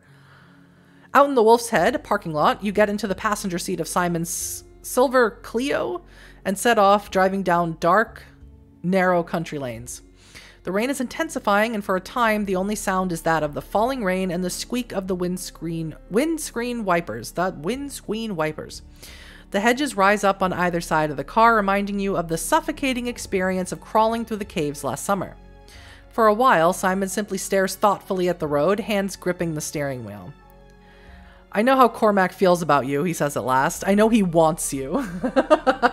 He wants me. And he doesn't want me. I don't know how you feel about him, but it doesn't matter. If it wasn't you, it would be someone else or something else. He looks at you for the first time since he began talking. His face is frank, curious. But do you want him? I don't know. I'm like, what? 18 years old or something? Or 17 years old? What the hell would I know what I want? Jesus H. Christ. I don't know. Simon glances at you sharply. Well, I'd make up your mind. Hesitating and wavering isn't fair to anyone. As a 36-year-old, I highly suggest that you don't get serious with anyone at 17. A hunter must hunt, yeah. Simon sighs. I have no time for relationships. I must hunt. Simon sighs. I'm glad you're coming with me. Whatever Cormac's going through, whatever he needs to do, I know he'll listen to you and he won't listen to me, but I'm only human. I can't help but resent it. You drive on through the rain. Resent all you want, I don't care. It is raining heavily when you arrive at the O'Donnell farm around 11 at night. There is a light on in the kitchen, but Simon motions you to stay in the car for a moment. I'd better text him, he says. Sometimes his father... Well, I'd better text. A few minutes after Simon sends his text, Cormac's silhouette appears at an upper-story window overlooking the porch roof. Heedless of the rain, Cormac squeezes through the window, races across to the porch roof, and shimmies down to the ground along the porch trellis. He always used to get out that way when he was grounded, Simon comments. Pretty cool. I'm surprised he never broke his neck. You and me both. As Cormac gets closer to the light from Simon's car, you can see that he looks pale and drawn, with lines of exhaustion and despair under his eyes. For God's sake, get in out of the rain. Cormac nods. Best you don't come in, he says. My da's been drinking. What do you want? We want to help you, Simon snaps. Nobody's seen you in weeks. I'll just listen. I'm such a jerk. Why would Cormac want to make out with me? I'm like the worst. Maybe it's because of the straw. I'm like... Maybe it's because I'm so hot and cold all the time. I'll just listen. What the hell is going on, Cormac? Simon says. You look like death. Daniel thinks you failed the leaving cert. Cormac laughs bitterly. Oh no, failing the leaving cert? How dreadful. It figures that's the worst and the worst thing, the absolute worst fucking thing that you can imagine happening to anyone anywhere. It was high school relationships. Yeah, of course the high school relationships tend to fail. Most of them do, of course. Because people change. People, you know, develop differently. Shockingly, you're not the same person at 35 as you are at 16. I know. I'm so brave for saying it out loud. Shut up. Simon's been worried about you, you ungrateful arsehole. Yeah, and also, he was like, after we made out in the cave, when like, Cormac was like, I'm gonna die here, and I kissed him and cuddled with him and whatever else Alex did, he then like didn't talk to us after that. He then ghosted us pretty much, and I'm like, that's not cool. And Cormac looks at you surprised and for a moment vulnerable. There is a flash of hurt in his eyes before he seems to push the emotion down. For the record, Cormac says, speaking very deliberately, I did just fine in my leaving cert. Not like it fucking matters. I'm not going to London or Tokyo or any of those places. Why not? Asks Simon. It's the plantation, he says. He looks at you. It's what turns out to have been happening last summer. They're building a cannabis plantation on our land, up in the mountains where nobody goes. The work is done by people my uncle Seamus brings in from Vietnam. Slaves, really. He takes their passports when they get here, locks them in their dormitory at night, and has them working 14-hour days. Jesus Christ. He looks away as he speaks, his green eyes haunted. My da is supposed to run it, he says. It's on his land, but he's hopeless. The O'Donnell lads don't respect him. The Vietnamese aren't scared of him. He's falling apart, trying to meet our quotas for Dublin and trying to hold himself together with drink and dope. Call the police. He looks straight at you and Simon. In the sickly yellow glow of the car's overhead light, his wet hair plastered to his skin, he looks like the ghost of a drowned man. I have to stay here. I can help him. He needs me to help him. This is where I have to be. This is... no. What?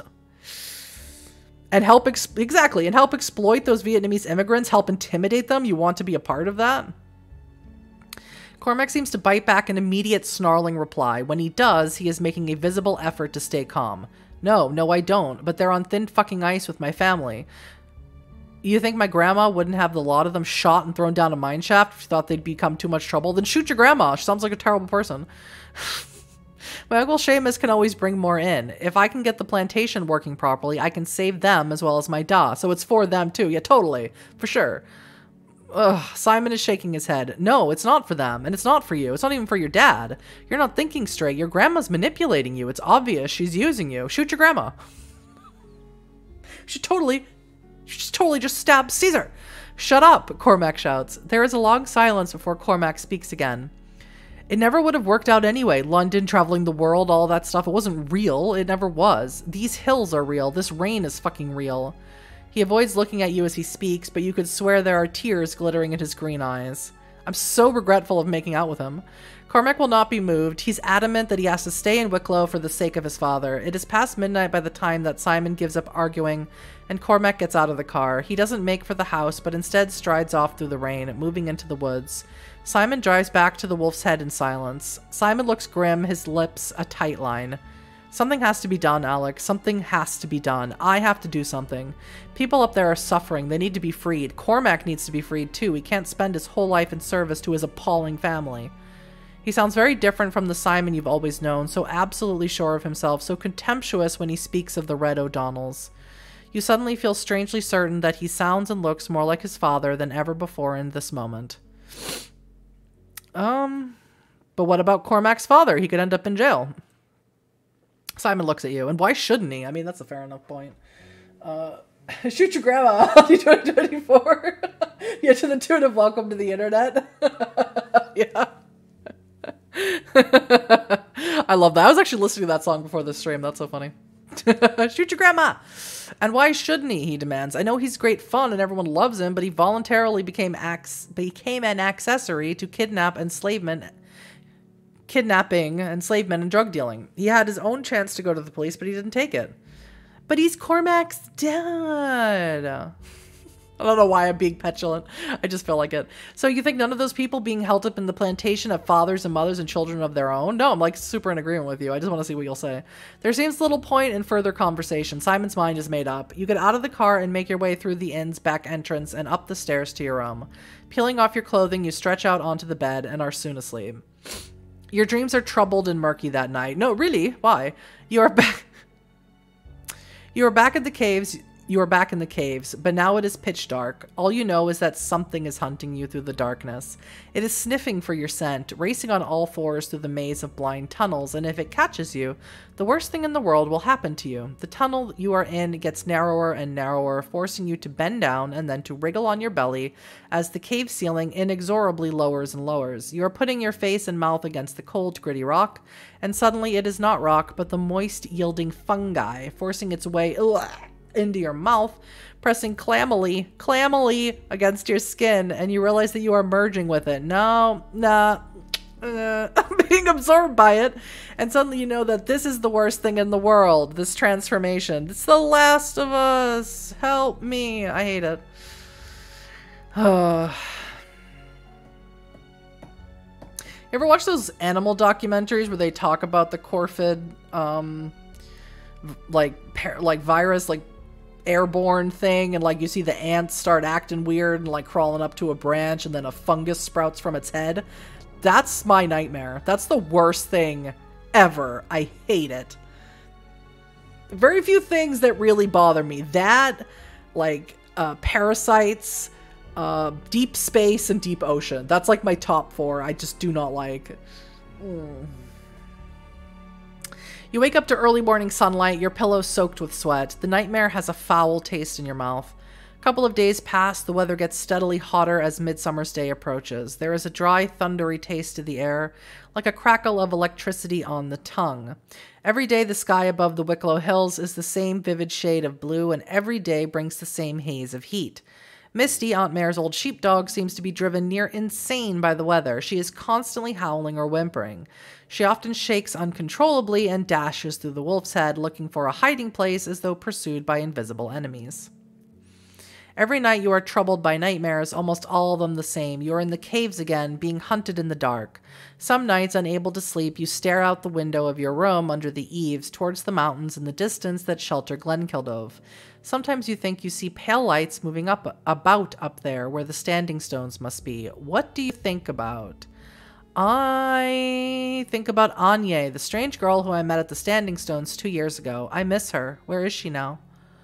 As strange as Anya could be, there was also something almost reassuring about her. It seemed as though she knew more about what was going on around Glenkildove than most. Why have you seen so little of her this summer? Where is she now? Would you still have this feeling of impending doom if she were here? You often think over her last words to you at the end of last summer after Imani guided you out of the caves. Then on Sunday morning it comes. Kitty comes in as you and Aunt Mare sit down to breakfast one morning, her face pale. "Alex," she blurts out, "I heard in the village. It's It's Cormac's Da. He's been arrested." "Oh no."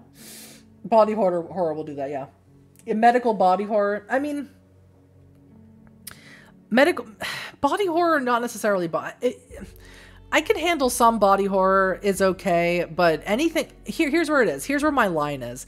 Anything that infects a person, like a fully sentient human being, and then forces them into like a hive mind, into a, you know, turning them into a monster, a mindless monster controlled by something else, or just driven by like baser instincts, is my line. It's my line. I don't like it. do not like it.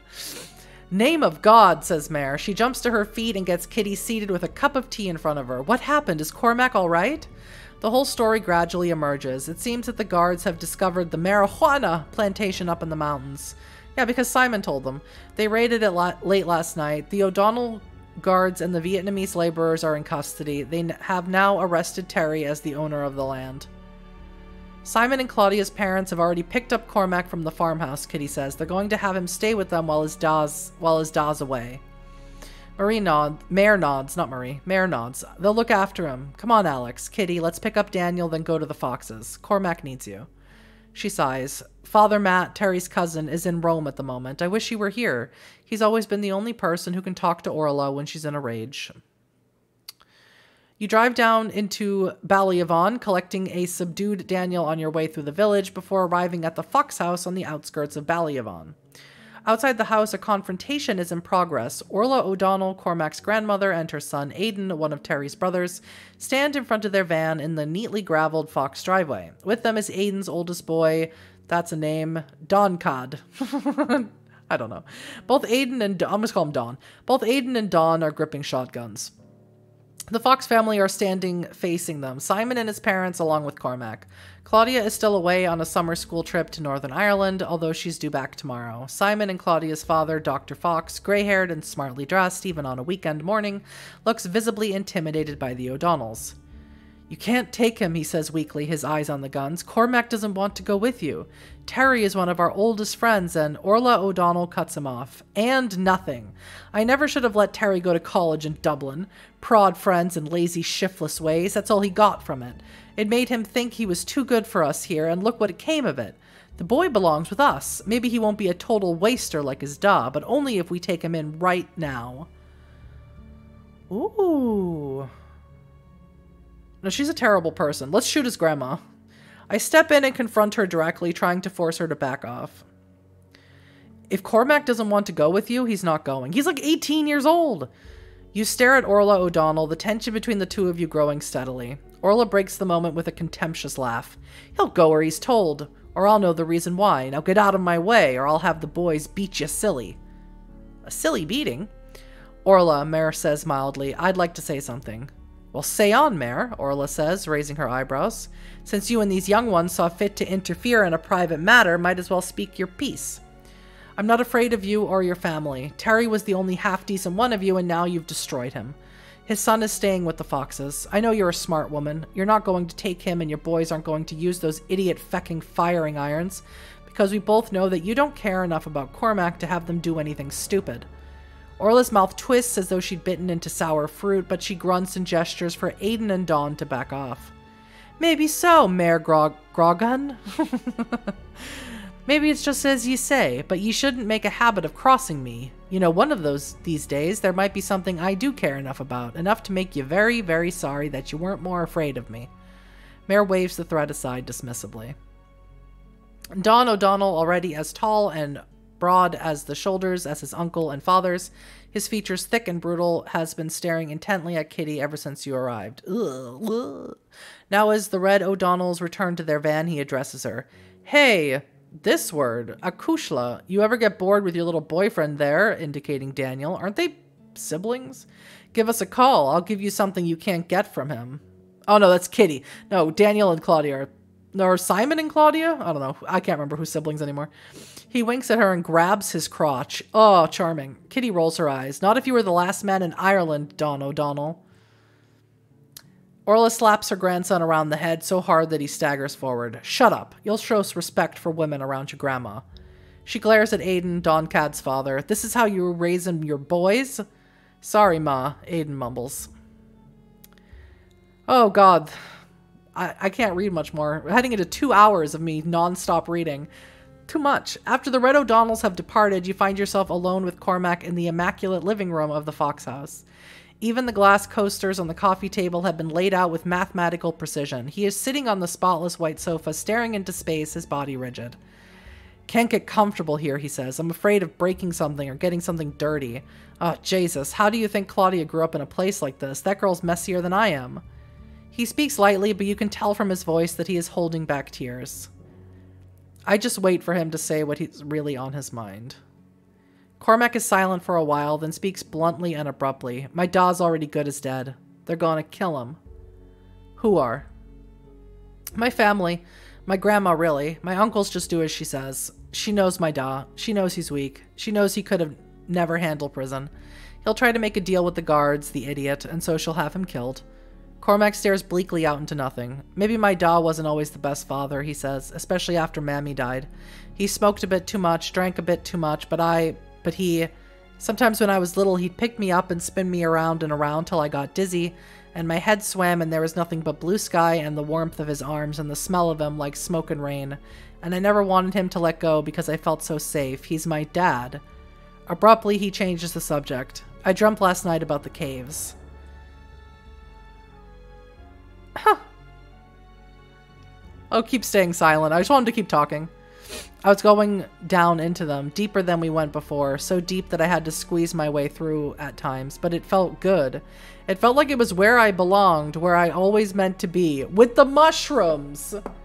She probably wouldn't like the Alien movies. I do. I mean, I do like the Alien movies to an extent. I do have like a sort of gross out factor with the Alien movies, but in general, like... The alien that bursts out from you is its own entity. It's not controlling you. You're just like a host body for a short interval.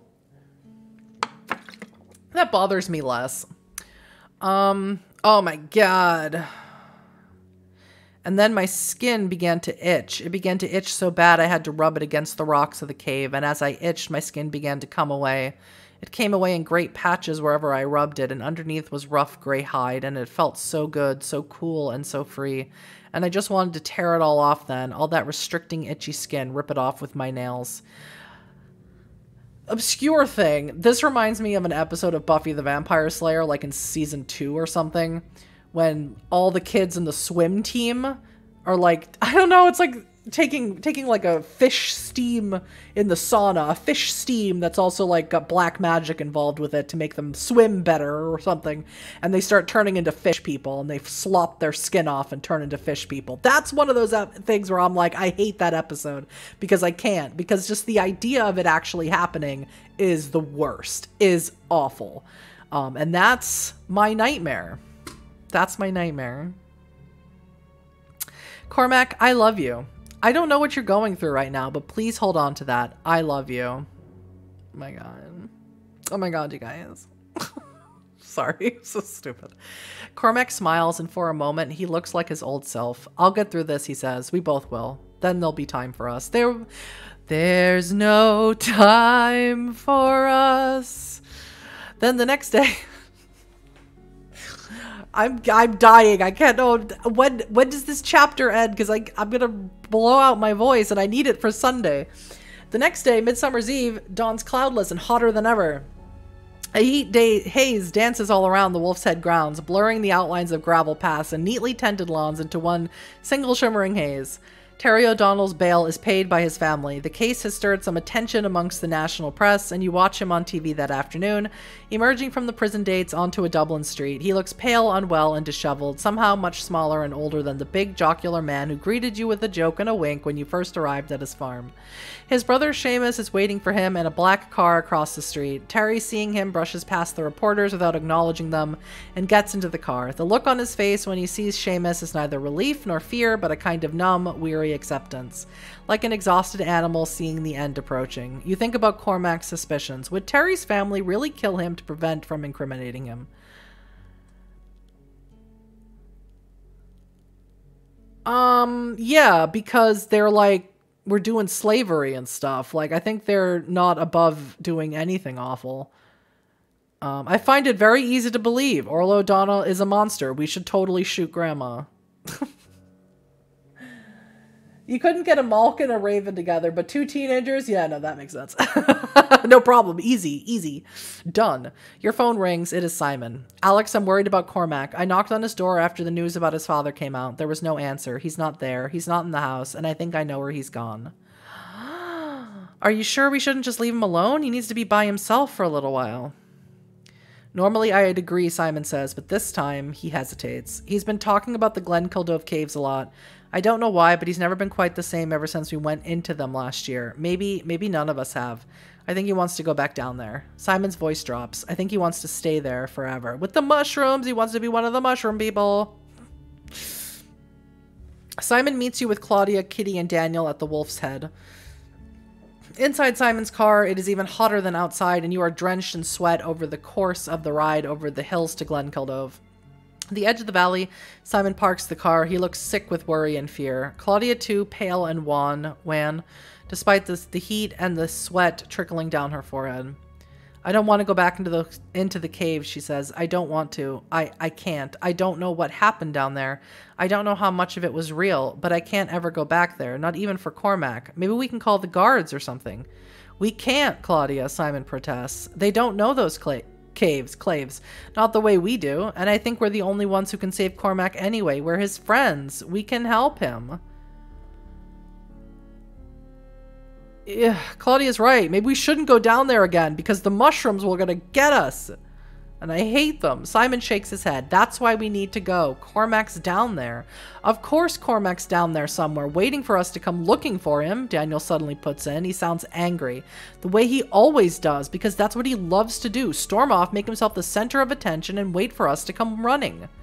Daniel, his Da was arrested, so... Daniel makes a face. You can do what you want. I think Claudia had the right idea. Call the guards. Tell them to save his stupid arse from himself. I didn't say that, Claudia says. I'd go down there if I could. I swear to God. I just can't. Daniel scowls. I'm not doing this. Not for Cormac. I'm sorry about his dad and all. I really am. But this is the latest in a long line of Cormac's particular brand of bollocks. He storms off downslope into the woods in no particular direction. Oh, Simon shakes his head. This is a disaster. We need to stick together. Kitty, go after him. Talk some sense to him. But Kitty is glaring back at him, suddenly and uncharacteristically angry. Why? Why is it always my job, Simon? Why do I always have to be the one kissing everyone's hurdies and making peace? Everyone's fifis. because you, Simon begins stammering, but Kitty overrides him. No, the lot of you have been taking me for granted for years. Oh, Kitty will bring this, Kitty will do that. You've never shown me any respect, not you, not your sister, not Cormac, and definitely not Daniel. She looks at you. You, maybe you're different. Maybe you try, sometimes, but I've had enough. She steps away, then looks back. I'm going, says Kitty. For once in my life, I get to storm off and all of you get to worry. She takes off in a different direction to Daniel. Simon recovers himself. Whatever, he says. I'm going to find Cormac. He makes off down the hill into the trees. Simon, Claudia calls after him. She starts to follow.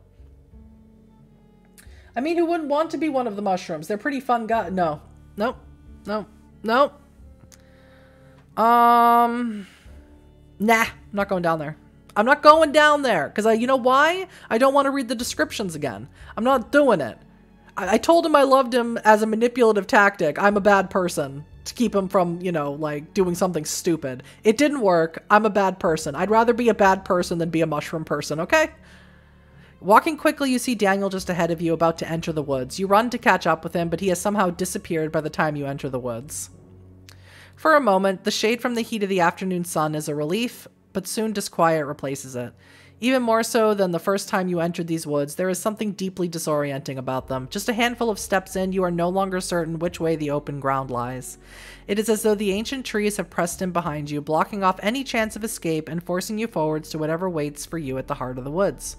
You stop to listen and notice for the first time how quiet it is. No sound of birdsong, no drowsy hum of bees. It is as though nature itself is holding its breath. Then you hear Cormac's voice, speaking angrily from somewhere ahead of you. You hear Simon's voice, although it is pitched too low for you to make out individual words, and then once again you hear that terrible sound that you heard in the caves. That animal howl of rage and a human scream rising to meet it, a scream of terror that quickly turns to one of agony. There are gaps in your memory at this point. You don't know quite how you found yourself at the foot of the little hill on the western edge of the wood, looking up at the standing stones, but you remember seeing that strange red bundle propped up against the largest of the standing stones, flies already buzzing around it in the unforgiving summer sun, that object that had been so torn and ripped and worried that it took a moment or so to recognize it as something that had once been a human being, and longer to determine from the shredded clothes still clinging to bloody meat and bone that it was the body of Simon Fox. Oh! You do remember being sick as the realization of what you were looking at sank in, and the bitter taste in your mouth afterwards. Whoopsies. Oh my god, now we can be together, me and Cormac. No, that's awful. Simon's death was never solved. The teeth and claw marks on his body suggested... My feelings about Cormac are minimal at best. I'm much more into Anya, but it does seem to be an option. The teeth and claw marks on his body suggested a big, powerful wild animal such as a bear, but Ireland's wild bears died out thousands of years ago.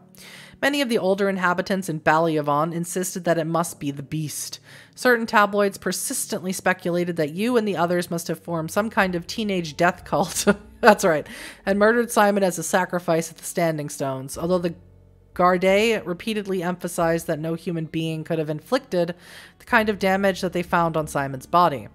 Cormac was never seen or heard from again. Learning of his fixation with the caves, the Gardaí hypothesized that, fleeing from Simon's killer, he may have re-entered them and perhaps got lost in the labyrinthian passages below the surface, or fell victim to the same mysterious predator that killed Simon. Gas mask searches of the cave, organized and led by Imani Mokrani, found nothing. You can't remember seeing any of the others again after that day in Glenkildove. You're told Simon's funeral took place soon after. You remember nothing about it. You must have returned to London soon afterwards. You remember little except fragments. For a long time, you just stayed in your room in your father's flat, staring up at the cracks in the ceiling. Simon's death haunted you, ate away at your mind and your memory. What troubled you the most about it?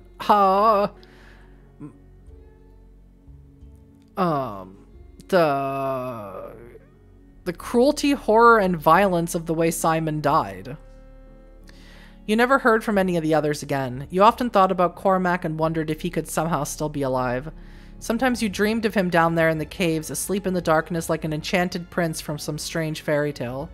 Gradually, you found yourself able to slowly emerge from your room, although you are still troubled by frequent nightmares, and your memories of the time leading up to Simon's death have never fully returned, and life had to go on. What did you do?